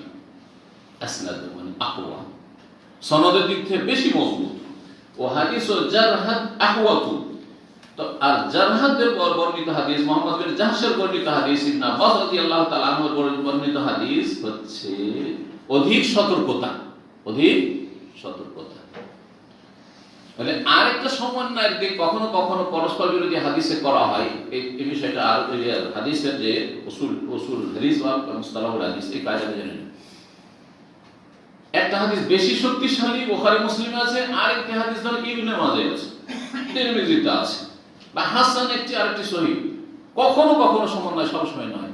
যে বেশি শক্তিশালী যখন অন্য কোনো পথ পাচ্ছে না সমন্বয়ে, বেশি শক্তিশালী হাদিসটাকে রাজে বলে ওর আমল করব, আর যেটা কম শক্তিশালী সহিহ কিন্তু কম শক্তিশালী সেটাকে মারজু বলে সেটাকে আমল করব না। কিন্তু এটা কখন? যখন দেখা যাবে যে কোনো আর সমন্বয়ের পথ পাচ্ছে না, কিন্তু এখানে সমন্বয়ের সম্ভাবনা আরো আছে, সুতরাং এটাও চলবে না, এটাও চলবে না যে বেশি শক্তিশালী হাদিস আনাসের কি সুতরাং রান খোলা একবারে যখন তখন খুলবে, এটাও বলবো না। হ্যাঁ, এটাও বলবো না। আর ওই হাদিসগুলিকে একবার পরিত্যক্ত করে দেব, যে হাদিসগুলিতে বলা আছে রান হচ্ছে ঢেকে রাখার বস্তু, একবারে উপেক্ষা করব না। তাহলে কি করতে হবে? অধিক সতর্কতা হচ্ছে রান ঢেকে রাখা, মানে উত্তম হচ্ছে আফজাল, উত্তম হচ্ছে রান ঢেকে রাখা। আর কোন প্রয়োজনে ক্ষেত্র বিশেষে মাঝে মধ্যে রান খোলা জায়েজ কিন্তু অনুত্তম, জায়েজ কিন্তু অনুত্তম। বোঝা গেছে না? যেমন একটু রানে ব্যথা আছে, তেল মালিশ করতে হবে, বলবেন না? প্রয়োজন নেই, কেউ থাকতে পারে এখানে প্রয়োজন খুললেন। কৃষি কাজে যেমন কৃষকরা খুলছে, প্রয়োজন। নদী পার হচ্ছেন, কৃষি কাজও না। আমার মতো লোক, আপনাদের মতো লোক যারা খুব শরীর ভদ্র জীবন যাপন করেন, সবসময় জুব্বা পরে বেড়াচ্ছেন, তারাও ধরেন নদী পার হচ্ছেন, নালা পার হচ্ছেন, আর হাঁটুর ওপরে পানি চলে আসছে, তো কি করবেন? বুঝলেন না? রান খোলা হারাম, জায়েজ নয়, কাপড় ভিজিয়ে নয়। কাপড় একটাই আছে অথবা দুটো আছে, কাপড় ভিজাবেন। তারপর সপরে বাইরে আছেন আপনি, কাপড় ভিজিয়ে আবার শুকাবো কোথায়? মেলা ঝামেলা, তাই না? না না, কাপড় ভিজাবেন না আপনি, কাপড় ভিজাবেন। মহিলাকে বলবো কাপড় ভিজান, মহিলাদের বলবো কাপড় ভিজাও। অথবা এক কোমর পানি হয়ে যাচ্ছে, হ্যাঁ অবশ্যই কাপড় ভিজান। এখানে চলবে না যে আমি কাপড় খুলে মাথায় বেঁধে নেবো, চলবে না। কিন্তু রান পর্যন্ত খোলা একদম নেংটি সেটে নিলেন, আর তারপরে নদী পার হয়ে গেলে, নালা পার হয়ে গেলে কোনো অসুবিধা নেই, জায়েজ। জি, প্রয়োজন নেই, ক্ষেত্র বিশেষ। এই হচ্ছে দুই রকম হাদিসের মধ্যে সমন্বয়। বলছেন হাদিস ও জারহাদ আহওয়াত, জারহাদের হাদিসটিতে অধিক সতর্কতা রয়েছে, যাতে বলা আছে রান ঢেকে রাখতে হবে, হাত্তা ইউখরাজা মিন ইখতিলাফি, যাতে করে ওলামাদের বা ফুকাহাদের মতবিরোধ থেকে আমরা বেরিয়ে যেতে পারি। কেউ বলছে রান ঢাকা জায়েজ, আর বলছে না জায়েজ, তো বলছেন না, উত্তম হচ্ছে ঢেকে রাখা, আর প্রয়োজনে খোলা জায়েজ, অথবা কখনো কখনো প্রয়োজন না থাকলে কখনো কখনো, বা কিছু কিছু মানুষের ব্যক্তি বিশেষে কোনো অসুবিধা নেই, প্রয়োজন আছে তাদের। ওকাল আবু মুসা, আবু মুসা আশআরী রাদিয়াল্লাহু তাআলা বলছেন, গাত্তান নবী সাল্লাল্লাহু আলাইহি ওয়াসাল্লাম, নবী করিম সাল্লাল্লাহু আলাইহি ওয়াসাল্লাম দুই হাঁটু ঢাকলেন, হিনা দাখাল উসমান, যখন উসমান রাদিয়াল্লাহু তাআলা প্রবেশ করলেন। তাহলে ছিল কি ঘটনা? একবার নবী করিম সাল্লাল্লাহু আলাইহি ওয়াসাল্লাম নিজের কক্ষে ছিলেন, আর সেখানে বা কোন এক জায়গায় ছিলেন যেখানে প্রথম আবু বকর সিদ্দিক রাদিয়াল্লাহু তাআলা প্রবেশ করলেন, রান খোলাই থাকলো, রান খোলা অবস্থায় ছিলেন। ওমর রাদিয়াল্লাহু তাআলা প্রবেশ করলেন, রান খোলাই থাকলো। কিন্তু উসমান রাদিয়াল্লাহু তাআলা যেমন দেখেছেন যে ও ঢুকতে আসছে, তখন তাদের রানটা ঢেকে দিলেন, রানটা ঢেকে দিলেন। কেন? উসমানের কাছে সামনে জায়েজ নাই, কিন্তু অন্যদের কাছে জায়েজ নাকি? না, এটা নয় আসলে। কারণটা কি ছিল? বেশি লজ্জাশীল ছিলেন। আছে কিছু মানুষ এত লজ্জা করে, যদি আমি উজু করি আর ঢুকবে বোঝা গেছে না? আর কিছু লোক আছে অসুবিধা নেই, ও দেখছে উজু করতে, ও আগে উজু করা শুরু করবে, আমি আগে শুনি, আমি আগে এসেছি। পার্থক্য আছে, যদিও কম, এমনি বললাম। তো বলছেন যে নবী করিম সাল্লাল্লাহু আলাইহি ওয়াসাল্লাম দুই রান ঢেকে দিলেন, কখন? হিনা দাখাল উসমান, যখন উসমান রাদিয়াল্লাহু প্রবেশ করলেন। তখন জিজ্ঞাসা করেছিলেন, ইয়া রাসূলুল্লাহ, আবু বকর আসলেন ঢাকলেন না, ওমর আসলেন ঢাকলেন না, তাদের সামনে খোলাই থাকলো না, জায়েজ হলো, ঢেকে দিতেন তখনই। আর উসমান আসলেন, পট করে ঢেকে নিলেন, এই জন্য ঢাকলাম যে উসমান যদি দেখে যে আমার রান খোলা আছে, সাথে সাথে টান দেবো, আর আসবেই নেই, ঢুকবেই নেই।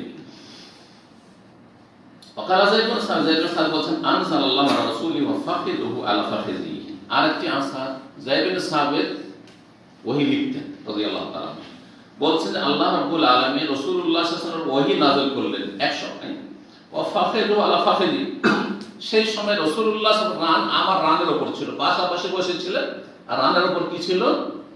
রান ছিল। ফাসাকুলাত আলাইয়া, যখন ওহী নাযিল হইতো তখন রাসূলুল্লাহ সাল্লাল্লাহু আলাইহি ওয়াসাল্লাম শরীরটা খুব ভারী হয়ে যেত। যেমন মানুষ ঘুমিয়ে গেলে শরীর ভারী হয়ে যায়, এটা বুঝেন না? বুঝেন না? একটা লোক এমনি বসে আছে, দেখবেন আপনার ঘর দিয়ে বসে আছে, অত ভারী লাগবে না, কিন্তু ও যদি ঝিমাইতে শুরু করে তাহলে কোন বোঝা চেপে গেল, ওই লোকটাই তো বোঝা চেপে গেল। তো বলছে ফাসাকুলাত আলাইহি, খুব বেশি ভারী হয়ে যেত রাসূলুল্লাহ সাল্লাল্লাহু আলাইহি ওয়াসাল্লাম। তাহলে ওহীর একটা কি ছিল? সুবহানাল্লাহ, ভার। এই জন্য কোরআনের সূরা মুজাল্লিম মেলে কি বলে? কাওলান সাকিলা। আয়াত পড়ো।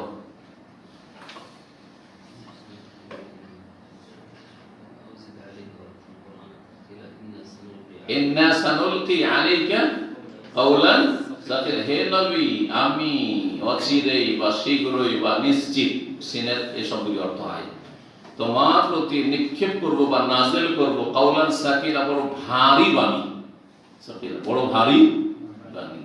ভারী সব দিক থেকে, বিধিবিধানের দিক থেকেও, মর্যাদার দিক থেকেও, এবং যেই সময় নাযিল হতো সেই সময় নবী করিম সাল্লাল্লাহু আলাইহি ওয়াসাল্লামের উপর বিশেষ প্রভাব পড়তো। ফাসাকুলা, তাহলে আমার উপর খুব ভারী হয়ে গেল। হাত্তা খিফতু, আমার এমন আশঙ্কা হলো, আনতুরাদ্দা ফাখিজি, যে আমার রান মনে হয় ভেঙে চুরমার হয়ে যাবে। আল্লাহু আকবার, কত ভারী হয়ে গেছে। তো সেই সময় তাহলে রাসূলুল্লাহ সাল্লাল্লাহু আলাইহি ওয়াসাল্লাম কি ছিল? রান খোলা ছিল। রানের উপর রান, মানে রান খোলা ছিল। জি, সামান্য কি বুঝলেন? বুঝে গেছেন? তাহলে রান করে যাবে খোলা জায়েজ, কিন্তু অনুত্তম, হারাম নয়, নাজায়েজ নয়। 371 নম্বর হাদিস, লম্বা হাদিস রয়েছে। আনাস রাদিয়াল্লাহু তাআলা বর্ণিত রাসূলুল্লাহ সাল্লাল্লাহু আলাইহি ওয়াসাল্লামের এই খায়বারের যুদ্ধ সম্পর্কে বলছেন আনাস, যে আন্না রাসূলুল্লাহ গাজা খায়বার, রাসূলুল্লাহ খায়বারের যুদ্ধ করলেন।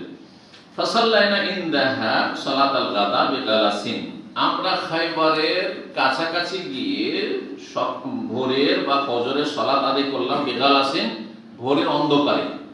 ভোরের অন্ধকার, ভোরের অন্ধকার আছে যেমন সৌদি আরবে বা আহলে হাদিস মসজিদগুলোতে সালাত হয়, এটা হচ্ছে সুন্নতি সালাত আউয়াল ওয়াক্তে। ফজর হয়ে গেছে, শুভ সাদেক হয়েছে, পূর্ব আকাশ ফর্সা হয়েছে, কিন্তু পৃথিবী কি আছে? অনেকটা অন্ধকার হয়ে আছে।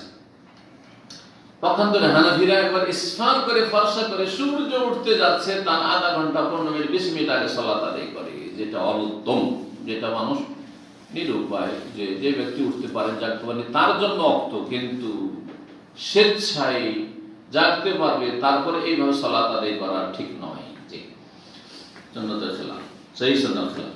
ফারাকাবা নবিয়ুল্লাহ সাল্লাল্লাহু আলাইহি ওয়াসাল্লাম, নবী সাল্লাল্লাহু আলাইহি ওয়াসাল্লাম আরোহণ করলেন বাহনে। ফারাকাবা আবু তালহা, আবু তালহাও চড়লেন। ওয়া আনা রাদিফ আবি তালহা, আমি আবু তালহার বাহনের পেছনে ছিল। রাদিফ, দুইজন করে চড়ে থাকতেন, তিনজন করে চড়ে থাকতেন। তো যে পিছনে চড়ে থাকতো তাকে রাদিফ বলা হতো। যেমন হোন্ডাতে, মোটরসাইকেলে দুইজন তিনজন চড়ছেন না, পিছনে ওই ব্যক্তি রাদিফ, দাদা ভাই, আলাদা পিছনে থাকে।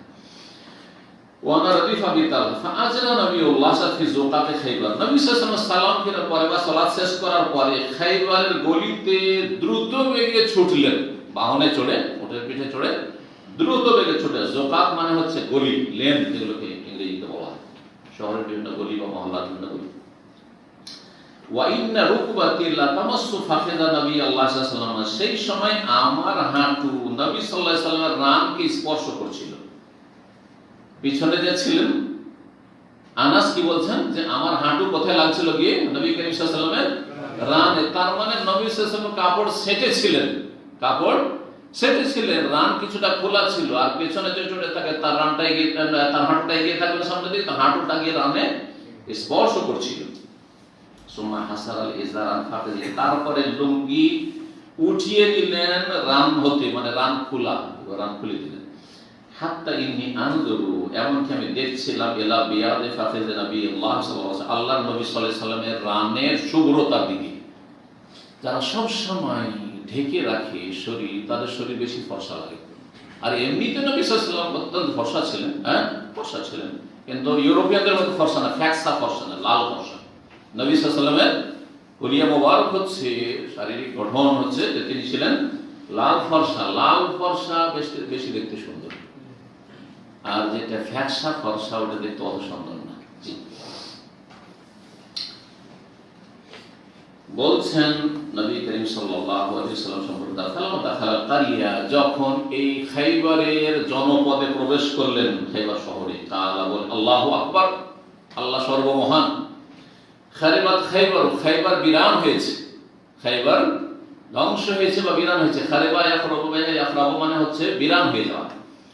খায়বার বিরান হয়েছে বা খায়বার বিরান হোক, খায়বার ধ্বংস হোক, এর দুটো অর্থ। একটি অর্থ হচ্ছে নবী সাল্লাল্লাহু আলাইহি ওয়াসাল্লাম বদদুয়া দিয়েছেন যে খায়বারের পতন ঘটুক, অর্থাৎ খায়বারের পতন ঘটা মানে খায়বার জমিনের নয়, খায়বার অধিবাসী, খায়বারের ইহুদিরা আছে, যারা হারবি, যারা ইসলামের শত্রু, যারা সবসময় ষড়যন্ত্রে লিপ্ত আছে, তাদের বিরুদ্ধে জিহাদের জন্য নবী করিম সাল্লাল্লাহু আলাইহি ওয়াসাল্লাম এসেছেন। এরা ধ্বংস হোক, বদদুয়া, এদের পতন হোক, এরা পরাজিত হোক, তাই এটি হচ্ছে বদদুয়া।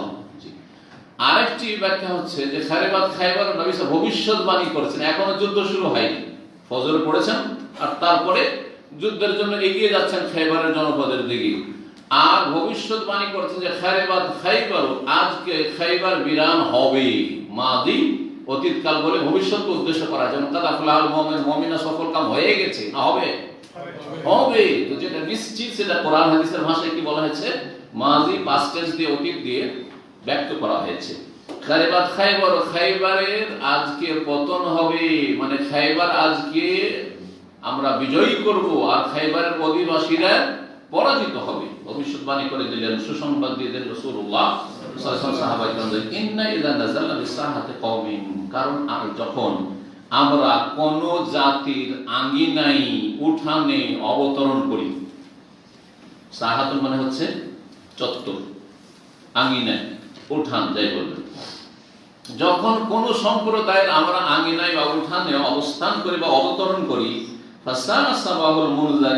তখন যাদেরকে সতর্ক সাবধান করা হয়েছিল আল্লাহর আযাব থেকে, গজব থেকে এবং দুনিয়ার লাঞ্ছনা থেকে, জাহান্নামের শাস্তি থেকে, তারপরে তারা অমান্য করেছে, অর্থাৎ কাফের জাতি যারা ইসলাম গ্রহণ করলো না, তাদের ঘোর কতই না মন্দ হয়ে থাকে। তাদের পরিণাম, ঘোর মানে পরিণাম, তাদের পরিণাম কতই না মন্দ হয়ে থাকে। এদেরকে সতর্ক সাবধান করা হয়েছে, এদেরকে ইসলামের দাওয়াত দেওয়া হয়েছে, এদেরকে বলা হয়েছে তোমরা ষড়যন্ত্র করিও না, কিন্তু সতর্ক সাবধান করার পরে এরা সতর্ক সাবধান হয়নি আল্লাহর আযাব থেকে আর দুনিয়ার লাঞ্ছনা থেকে। সুতরাং এদের পরিণাম কতই না দেখা।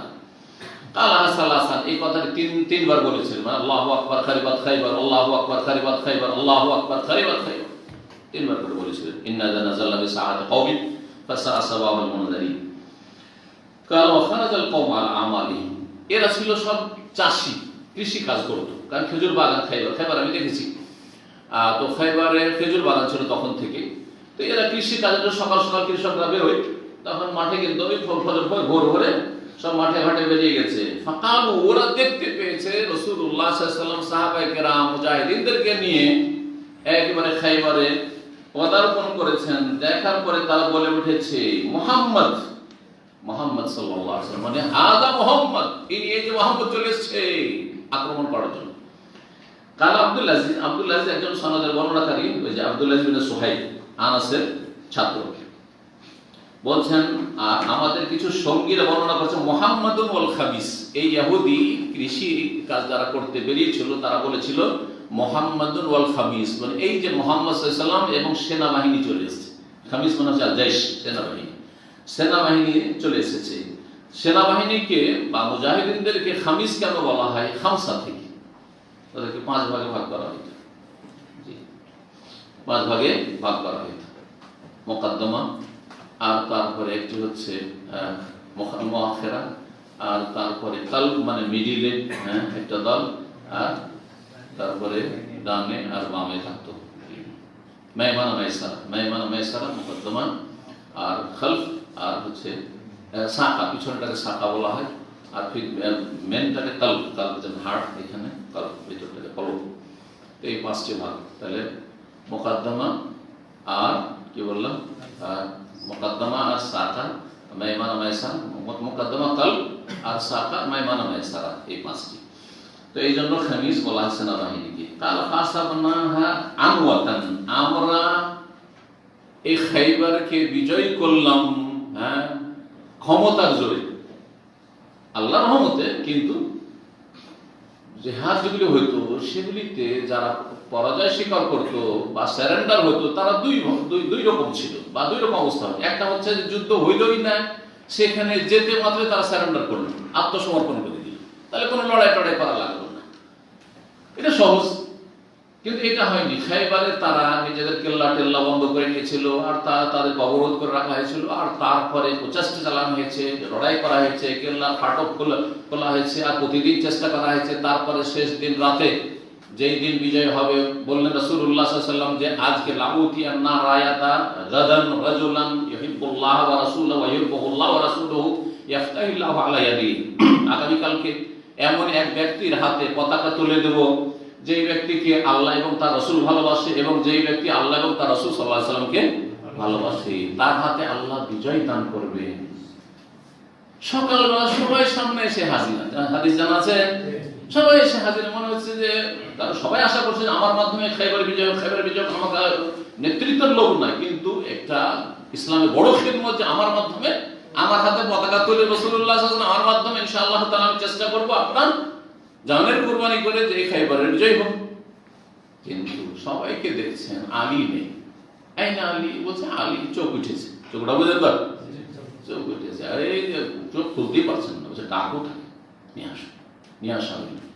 আর তারপরে চোখে থুথু মোবারক দিয়ে দিলেন, সাথে সাথে ভালো হয়ে গেল। কানলাম এখন সে মনে হচ্ছে কোনো অসুখই ছিল না। আল্লাহু আকবার।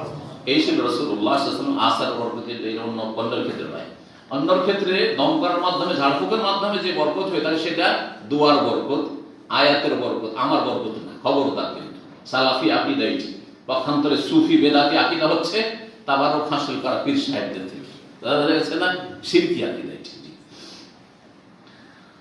তো বলছেন যে আমরা কি করলাম, ক্ষমতার বলে, মানে আমরা যুদ্ধ করার পরে এই খাইবার বিজয় করলাম। তারপরে সেখানকার বন্দীদেরকে একত্রিত করা হলো, তার মানে অনেককে বন্দী করা হলো। ফাজা দেহিয়া, তো দেহিয়া আল কালবি, যার সুরত ধরে, আকার ধরে জিবরাইল আলাইহিস সালাম মাঝে মাঝে মানুষের রূপে আসতেন রাসূলুল্লাহ সাল্লাল্লাহু আলাইহি ওয়াসাল্লামের কাছে ওহী নিয়ে। দেহিয়া কালবি অত্যন্ত সুন্দর ছিলেন দেখতে সাহাবাদের মধ্যে, আর এই সুন্দর রূপ চেহারা নিয়ে জিবরাইল আমিন আলাইহিস সালাতু সালাম আসতেন ওহী নিয়ে। তো দেহিয়া কালবি এসে বলেন, ইয়া রাসূলুল্লাহ, ইয়া নবী, আল্লাহর নবী, আতেনি জারিয়াতাম মিনাস সাবী, অনেক দাসী দেখছি এখানে বন্দী, তো একটা আমাকে দেন, কারণ আমার প্রয়োজন আছে একটা দাসী। যারা যোদ্ধা তাদের মাঝে বিতরণ করবেন, কিন্তু কোনটা কার ভাগে দিবেন সেটা রাসূলুল্লাহ সাল্লাল্লাহু আলাইহি ওয়াসাল্লামের ইখতিয়ার, তাই না?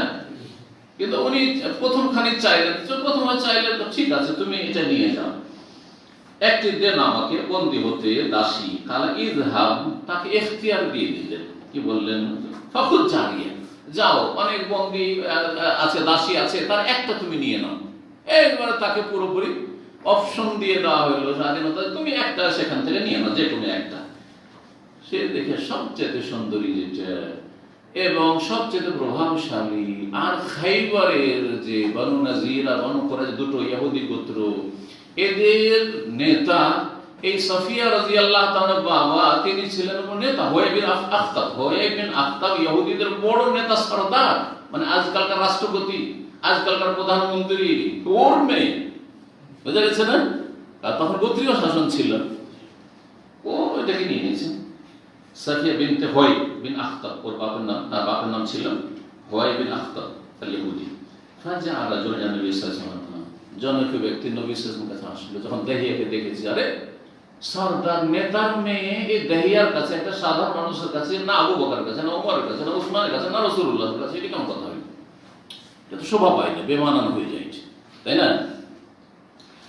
তো এসে বলছেন যে, ইয়া নবী আল্লাহ, আল্লাহর নবী, আতাইতা দাহিয়াতা সাফিয়াতা বিনতে হুয়াই, আপনি দাহিয়াকে হুয়াইয়ের মেয়ে সাফিয়া নামক দাসী দিয়ে দিয়েছেন সাইয়্যিদাতা কুরাইজা ওয়ান নাজির, যিনি বা যেই ভদ্র মহিলা কুরাইজা এবং বনু নাজির দুটো ইহুদি বংশের, তিনি রানী, সরদার, সরদার মেয়ে সরদার, হ্যাঁ, রাজার মেয়ে রানী, রাজকুমারী, তাকে দিয়ে দিয়েছেন।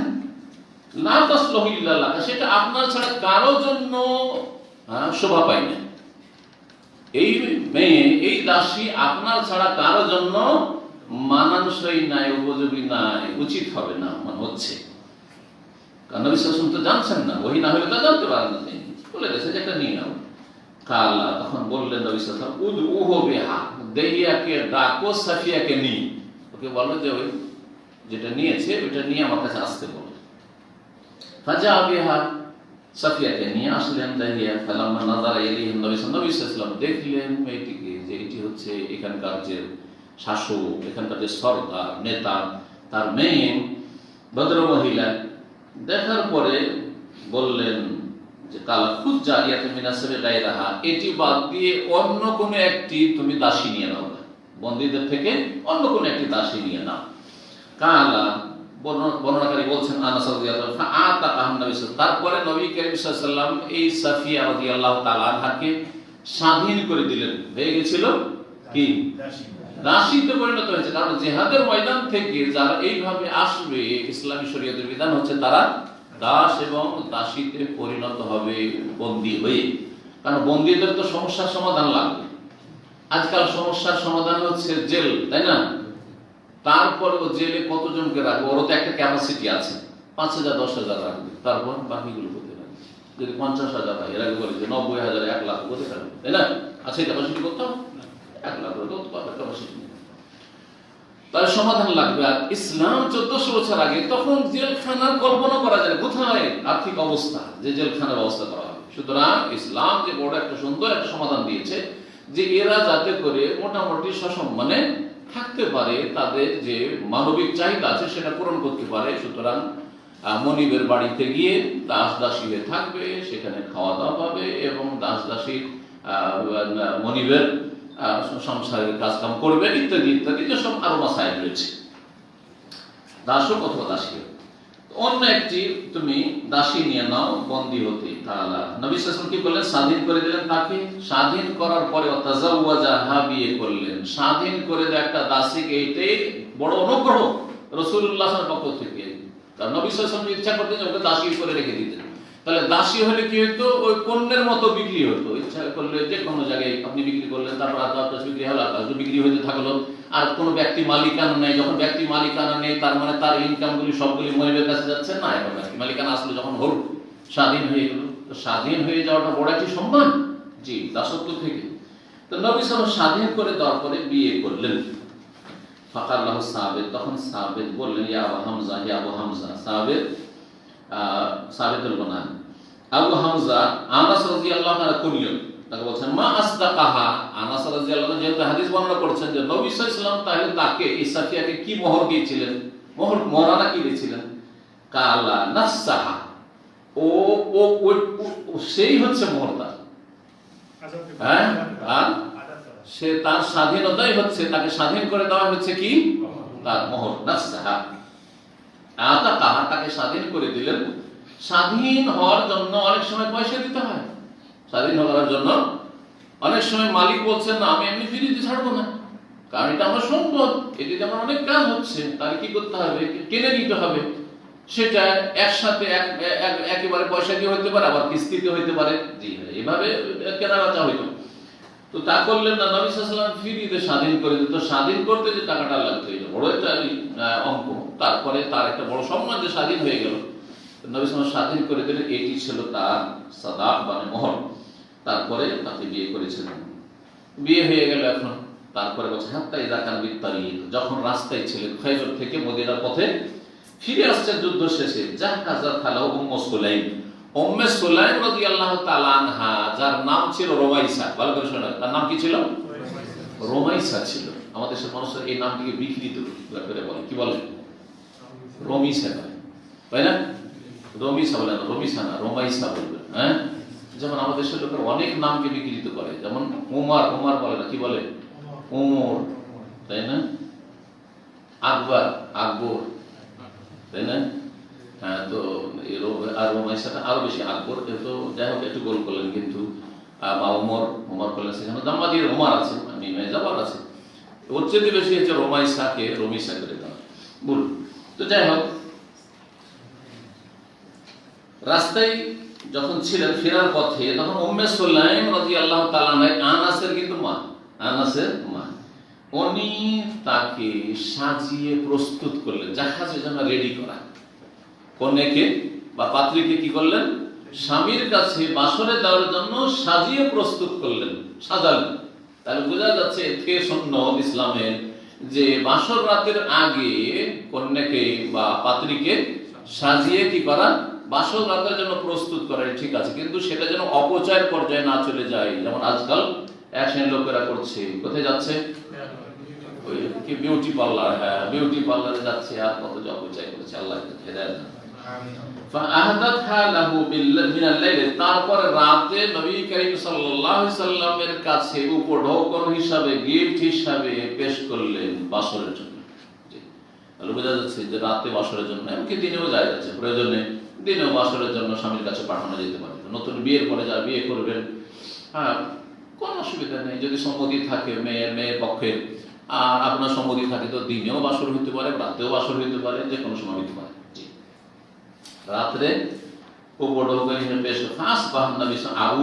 সেই দিন নবী সাল্লাল্লাহু আলাইহি ওয়াসাল্লামের সকাল হইল কি হিসাবে? আরুস, নতুন বর হিসাবে, নতুন বর হিসাবে।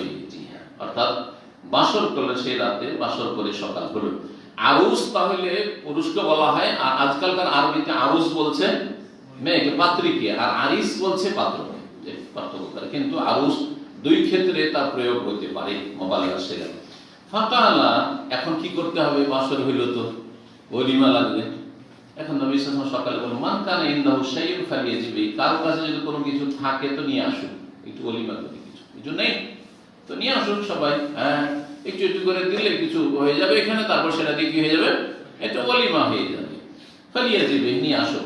ওয়াবাসাতা নেতা আন, আর একটা দস্তরখান বিছিয়ে দিলেন, দস্তরখান বিছিয়ে দিলেন। ফাজাআলা রাজুলু ইয়াজিবু তামরি, কোন ব্যক্তি খেজুর নিয়ে আসতে লাগলো, যার কাছে যা আছে, দু চারটা খেজুর আছে তাই নিয়ে আসলো।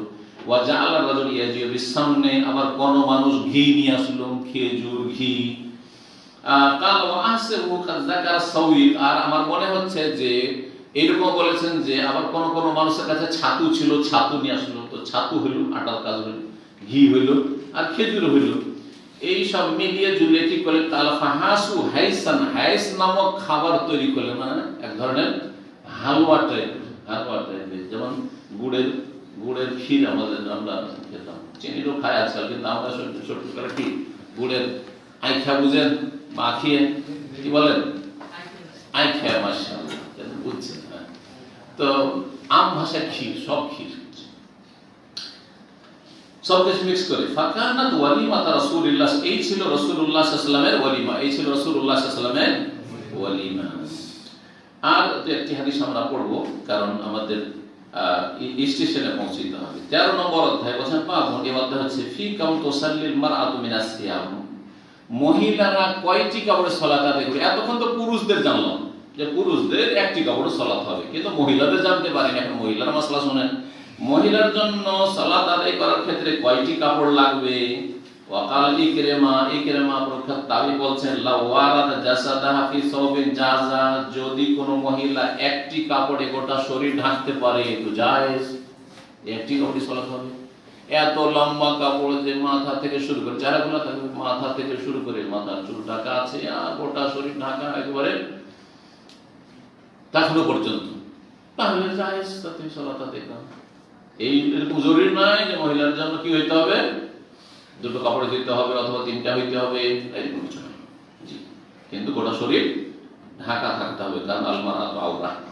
372 নম্বর হাদিস, উরওয়া বলছেন, ইবনে জুবাইর, আন্না আয়েশা, তার খালা মা আয়েশা রাদিয়াল্লাহু তাআলা আনহা قالت, বলেছেন, লাকাদ কানা রাসূলুল্লাহ সাল্লাল্লাহু আলাইহি ওয়াসাল্লাম ইউসাল্লিল ফজর, রাসূলুল্লাহ ফজরের সালাত আদায় করতেন। ফায়াশহাদু মাহু নিসাউ মিনাল মুমিনাত, তার সাথে মুমিন কিছু রমণীরা সালাতে উপস্থিত হতেন, ফজরের সালাতে। তাহলে নবী সাল্লাল্লাহু আলাইহি ওয়াসাল্লামের সাহাবিয়াতগণ উপস্থিত হতেন পুরুষদের সাথে সাথে। জি, মুতালাফিআতিন ফি মুরুতিহিন্না, তাদের বড় চাদরে গোটা শরীরকে জড়িয়ে, একটা বড় চাদর গোটা শরীরে জড়িয়ে মসজিদ নববীতে নবী সাল্লাল্লাহু আলাইহি ওয়াসাল্লামের পিছনে সালাত আদায়ের জন্য মহিলারা হাজির হইতেন, সাহাবিয়াতগণ রাদিয়াল্লাহু তাআলা আনহুন্না। সুম্মা ইয়ারজিনা ইলা বুয়ুতিহিন্না, তারপরে তারা সালাতের পরে ফিরে আসতেন বাড়ির উদ্দেশ্যে। মা ইয়ারিফুহুন্না আহাদ, এত অন্ধকার হয়ে থাকতো যে তাদের কেউ চিনতে পারতো না, তাদের কেউ চেহারা খোলা থাকলেও চিনতে পারতো না। চেনে মহিলাদেরকে দেখলে, কারণ পর্দা, এখনো পর্দা হুকুম নাযিল হয়নি হয়তো, অথবা পর্দা হুকুম নাযিল হয়েছে ষষ্ঠ হিজরিতে, তার আগে ওই মেয়েদেরকে দেখেছেন, তাহলে চিনেন যে এটা কার মেয়ে আর কার স্ত্রী চিনেন, কিন্তু দেখেও চিনতে পারতেন না, কারণ এখন অন্ধকার আছে, ভোরের অন্ধকার এখনো আছে। তাহলে কত আগে ফজরের সালাত হইতো, সালাত পড়ে মহিলারা বাড়ি যাচ্ছে, দেখেছি না, যাচ্ছে না। মোটামুটি এখানে যে আজান হচ্ছে, আজান পরে 20 মিনিট পরে যদি সালাত শুরু হয় তারা চিনতে পারবেন না। কিন্তু যেসব মসজিদে আমাদের কিছু মহল্লা আছে, যে মহল্লাগুলিতে আরবিরা বেশি বাস করে, আধা ঘন্টা পরে সালাত শুরু হয়, আধা ঘন্টা পরে সালাত যদি একটু লম্বা পড়ে তাহলে কিন্তু চেনা যাবে, তাহলে ইসফার মোটামুটি ফর্সা হয়ে যাচ্ছে। এইভাবে নবী সাল্লাল্লাহু আলাইহি ওয়াসাল্লাম ফজর সালাত আদায় করতেন। তো এটা তো একটা মাসলা। এতে জানতে পারলাম যে মহিলারা ফরজ সালাতেও মসজিদে যেতে পারে পর্দা করে। জানতে পারলাম না? জি হ্যাঁ, জায়েজ, জি, কোনো অসুবিধা নেই। আসল মাসলা যেটা এখানে জানাতে চেয়েছে ইমাম বুখারী সেটা হচ্ছে যে মহিলা একটি কাপড়ে গোটা শরীর যদি ঢাকতে পারে তাহলে এক কাপড়ে সালাত আদায় করা জায়েজ। এর কোরবানি এই হাদিস মুতালাফিয়াত বিমুরুতিহি, মুরুত মৃত্যের বহুবচন, বড় বড় চাদর, লম্বা লম্বা চাদর, মানে আজকালকার শাল চাদর না, মহিলাদের বড় বড় বিশাল চাদর দেখেছেন? দাদি আমলে আমরা দেখেছি, মায়েদের আমলে তো বোরখা চলে এসছে আমাদের, কিন্তু দাদি আমলে দেখেছি এত বড় বড় চাদর থাকতো যে এখান থেকে মাথা থেকে ঘুমটাতে ধরে থাকতো, আর এদিকে জমিনে জমিনে ঘষা দিতে এত লম্বা চাদর থাকতো, বড় জড়িয়ে থাকতো। জি, মহিলারা এভাবে পর্দা করতেন গ্রামে গঞ্জে মহিলারা। তো এইরকম কাপড় পরে দিতেন, তার ভিতরে কাপড় কোনো শক্ত নেই, যদি সেই কাপড় গোটা শরীরে জড়িয়ে থাকে, লজ্জা স্থান গোটা শরীর পুরো ঢাকা থাকে, কোনো অসুবিধা নেই। এই হচ্ছে দলিল। 14 নম্বর অধ্যায় বলছে, বাবু এই অধ্যায় হচ্ছে ইজা সাল্লা ফি সাওবিল্লাহু আলাম, কেউ যদি এমন কোন কাপড়ে সালাত আদায় করে যাতে নকশা খচিত রয়েছে, নকশা করা সালাত, নকশা করা কাপড়, নকশা করা কাপড়, নকশা করা কাপড় তো এখানে করে দিচ্ছিল, কিন্তু বাংলাদেশি পাঞ্জাবিগুলো আজকাল খুব নকশা করা আছে না, নকশা করা, এটা উদাহরণ দেওয়া যেতে পারে। আর আফ্রিকার আপনার কিছু কিছু দেশ আছে, ওরা সবাই নকশা পড়ে, মহিলারাও নকশা কাপড় আর পুরুষরাও নকশা কাপড়, দেখেছেন? যারা হজের সময় দেখেছেন এরকম, হয়তো নাইজেরিয়ার লোক, সুডানেরও কিছু আছে, যদিও সুডানরা পরে চলে গেছে, কিন্তু অন্যরা খুব বেশি পড়ে। তো যদি কোনো এমন কাপড়ে সালাত আদায় করে যে কাপড়ে কি রয়েছে, নকশা খচিত রয়েছে, মানে নকশাওয়ালা কাপড়, ও নাযারা ইলা আলামিহা, আর সালাত পড়তে গিয়ে সেই সব নকশার দিকে যদি নজর পড়ে, বারবার নকশার দিকে নজর যাচ্ছে, এতে খুশু খারাপ হচ্ছে না? সালাতের যে একাগ্রতা, সালাতের যে খুশু, সেটা নষ্ট হচ্ছে বা সেটা ব্যাহত হচ্ছে। এই জন্য অনুত্তম, নকশাওয়ালা কাপড় পরে সালাত আদায় করা মাকরুহ, অনুত্তম, মানে অপছন্দনীয়।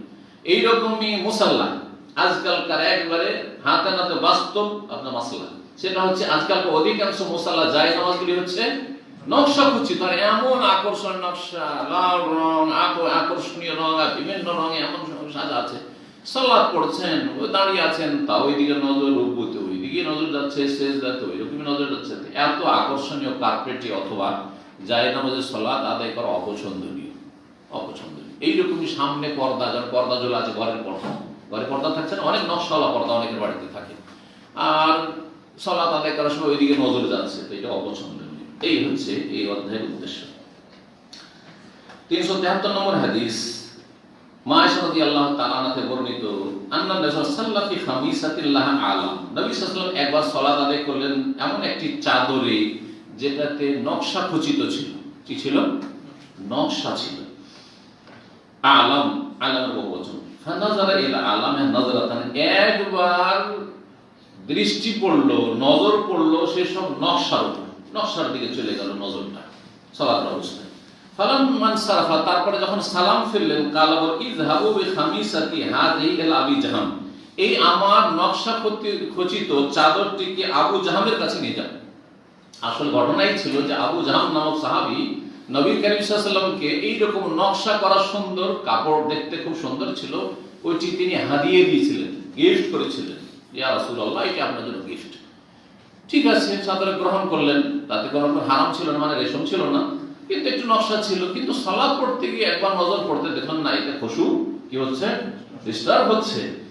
তখন সালাম ফেরার পরে বললেন যে আমার এই চাদরটি আবু জাহাম আমাকে হাদিয়ে দিয়েছিল, ওর কাছে নিয়ে যাও, ফেরত নিয়ে যাও। ওয়া তুনি বে আম্বাজানিয়াতি আবি জাহাম, আর আবু জাহামের কাছে আম্বাজানি নামক কাপড় রয়েছে, সাদা কাপড় যেটাতে কোনো নকশা নেই। আম্বাজানি কাপড় এমন এক কাপড়, যে কাপড়ে সেই যুগে কোন রকমের নকশা খচিত থাকতো না, সেই কাপড় নিয়ে আসলো। আম্বাজানি কাপড় কেন বলা হয়? আম্বাজান নামক একটি জায়গা মানে ছিল যেখানে এই কাপড় তৈরি হতো, যেমন টাঙ্গাইলের শাড়ি আর পাবনার লঙ্গি বা গামছা, গামছা কোথাকার? হ্যাঁ, ওইদিকে, হ্যাঁ, আরো বিভিন্ন জায়গায় তৈরি হয়। জি হ্যাঁ। তো আমাদের অঞ্চল আছে, বিভিন্ন অঞ্চলে বিভিন্ন কাপড় তৈরি হয়, তো সেগুলো ওই অঞ্চলের সাথে সম্পৃক্ত করা হয়, যে অমুক এলাকার কাপড়। তো আম্বাজান একটি জায়গা, ওই জায়গার সাথে সম্পৃক্ত করে এই সাদা কাপড়, যাতে কোনো রকম নকশা থাকতো না, ওই রকম একটি কাপড় এর বদলও নিয়ে আসে। ফাইন্নাহা আলহাকনি আনিফান আন সলাতি, কারণ এই নকশা খচিত কাপড়টি আমাকে আমার সলাত থেকে উদাসীন বা অনবহিত করে দিয়েছে, আমাকে একটু গাফে মশগুল করে দিয়েছে, একটু মনটা ওইদিকে চলে গেছে বা নজরটা ওইদিকে চলে গেছে, আমার খুশুটা একটু খারাপ হয়েছে, আমি এটা চাই না, এটা খেয়াল করো। এখান থেকে বেশ কিছু মাসলা বোঝা গেল, কিন্তু হাদিসটা সেরে নিয়ে হিশাম বিন উরওয়া বলছেন তার পিতা থেকে বর্ণনা করে উরওয়া বিন জুবাইর থেকে, আর তিনি তার খালা আয়েশা রাদিয়াল্লাহু তাআলা আনহা থেকে নবী সাল্লাল্লাহু আলাইহি ওয়াসাল্লাম বলেন কুনতু আনজুরু ইলা আলামিহা, ওই হাদিসে রয়েছে আমি তার নকশাগুলির দিকে দেখছিলাম, মানে সালাত অবস্থায়, ওয়ানা ফিস সালাত, সেই সময় সালাতে ছিলাম, নজর এমনি পড়বে, শরীরে কাপড় থাকলে নজর পড়বে। ফাআখাফু আন তাফতিনানি, আমাকে ভয় লাগলো যে আমাকে ফিতনায় না ফেলে দেয়, সালাত অবস্থায় ফিতনায় না ফেলে। ফিতনা কি? ফিতনা মানে মারামারি আর লড়াই খালি না, ফিতনা মানে হচ্ছে আমাকে, আমার মনটাকে ওইদিকে টেনে না নেয় আর আমি সালাতে অমনোযোগী না হয়ে যাই, এটা আমি চাই না। সুতরাং এই কাপড় ফেরত নিয়ে যাও, ফিরিয়ে দাও, আর আম্বাজানের সাদা কাপড় আছে তার কাছে, ওই কাপড়টা নিয়ে আসো। এখান থেকে একটি মশলা জানা গেল যে কেউ যদি কোনো হাদিয়া গিফট দেয় আর সেটা আমার প্রয়োজন নেই, আমি ব্যবহার করতে পারবো না, খামাখাতে আমার বাড়িতে পড়ে থাকবে, তাহলে সেটা ফেরত করা যায়।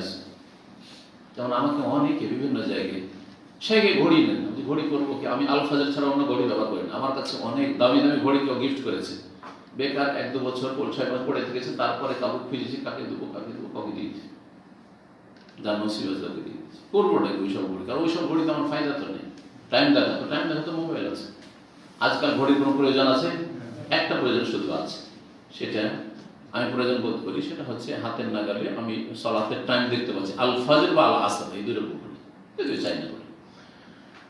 কিন্তু এই ঘড়ি 200-300 টাকা হয়তো, আর সস্তাগুলো যেটা ওটা আপনি হয়তো 100 টাকা পেয়ে যাবেন, কিন্তু কথা হচ্ছে যে আমি সালাতের টাইম গুলো, ইশরাকের টাইম, সর্বাচক্ষ সালাতের টাইম সব দেখতে পাচ্ছি, সেই জন্য ঘড়ি রাখি। আমি জিনতের জন্য ঘড়ি রাখি না, আমি এই সাথে ঘড়ি রাখি। এখন অন্য আমার দামি ঘড়ি 1000, 1500, 2000 এর ঘড়ি দিয়ে আমি করবো, কোনো ফায়দা নেই, আমার এই 300 টাকাটাই যথেষ্ট। তো কারণ এটা আমার খরচ, আমি বলেছি যে ভাই এটা লাভ নেই আমাকে দিয়ে, তো আপনি যদি আমাকে ব্যবহারের জন্য বলেন তো এটা লাভ নেই, আমি অন্য কাউকে দিই, কারণ আমি ব্যবহার করতে পারবো না। জায়েজ, ঠিক না? এটা কথা বলবেন না যে না উনি কষ্ট পাবেন, তো কষ্ট থেকে অন্য কিছু দিয়ে দেন, যদি কষ্টে পান তো যেটা আমার কাজে লাগবে সেটা দিয়ে দেন, যেটা কাজে লাগবে সেটা দিয়ে দেন। জি না, কি কাজে লাগবে যদি আপনার না জানা থাকে তো জিজ্ঞাসা করতে পারেন, যে কোনো ব্যক্তিকে, একটা মাসলা উদাহরণ বলছি, আপনারও বলতে পারে সেটা। শ্বশুর বাড়ি গেছেন, আপনাকে কিছু হাতিয়ে দেবেন, এদিকে 5টা-7টা বাড়িতে লুঙ্গি আছে, আবার লুঙ্গি ধরাচ্ছে, লুঙ্গি করবো ওটা কেন, কি লাগবে? জুব্বা নেই, জুব্বা দিয়ে দেন, তাই ঠিক আছে, প্যান্ট নেই প্যান্ট দিয়ে দেন, পায়জামা নেই পায়জামা দিয়ে দেন, পাঞ্জাবি নেই পাঞ্জাবি দিয়ে দেন, যেটা আমার প্রয়োজন সেটা দেন, তাই জি, আর নাহলে দিয়ে না, জাযাকাল্লাহ খাইর। তারপরে মনোকষ্ট হতে পারে শুধু ফেরত করে দিলে, এই জন্য রাসূলুল্লাহ সাল্লাল্লাহু আলাইহি ওয়াসাল্লাম বললেন যে ঠিক আছে ফেরত করো, কিন্তু সে যেন মনে কষ্ট নাই, তাকে বলে তোমার কাছে আরো কাপড় আছে, আম্বাজানি কাপড় আছে, ওই কাপড়টা দিয়ে দাও, যাতে করে মনে কারো কষ্ট না হয়। এবার বোঝা গেছে যে এটা মশলা আমরা জানলাম। এখানে আজকের আলোচনা শেষ করছি। ওয়া সাল্লাল্লাহু আলা নবিয়িনা মুহাম্মদ ওয়া আলা আলিহি ওয়া সাহবিহি।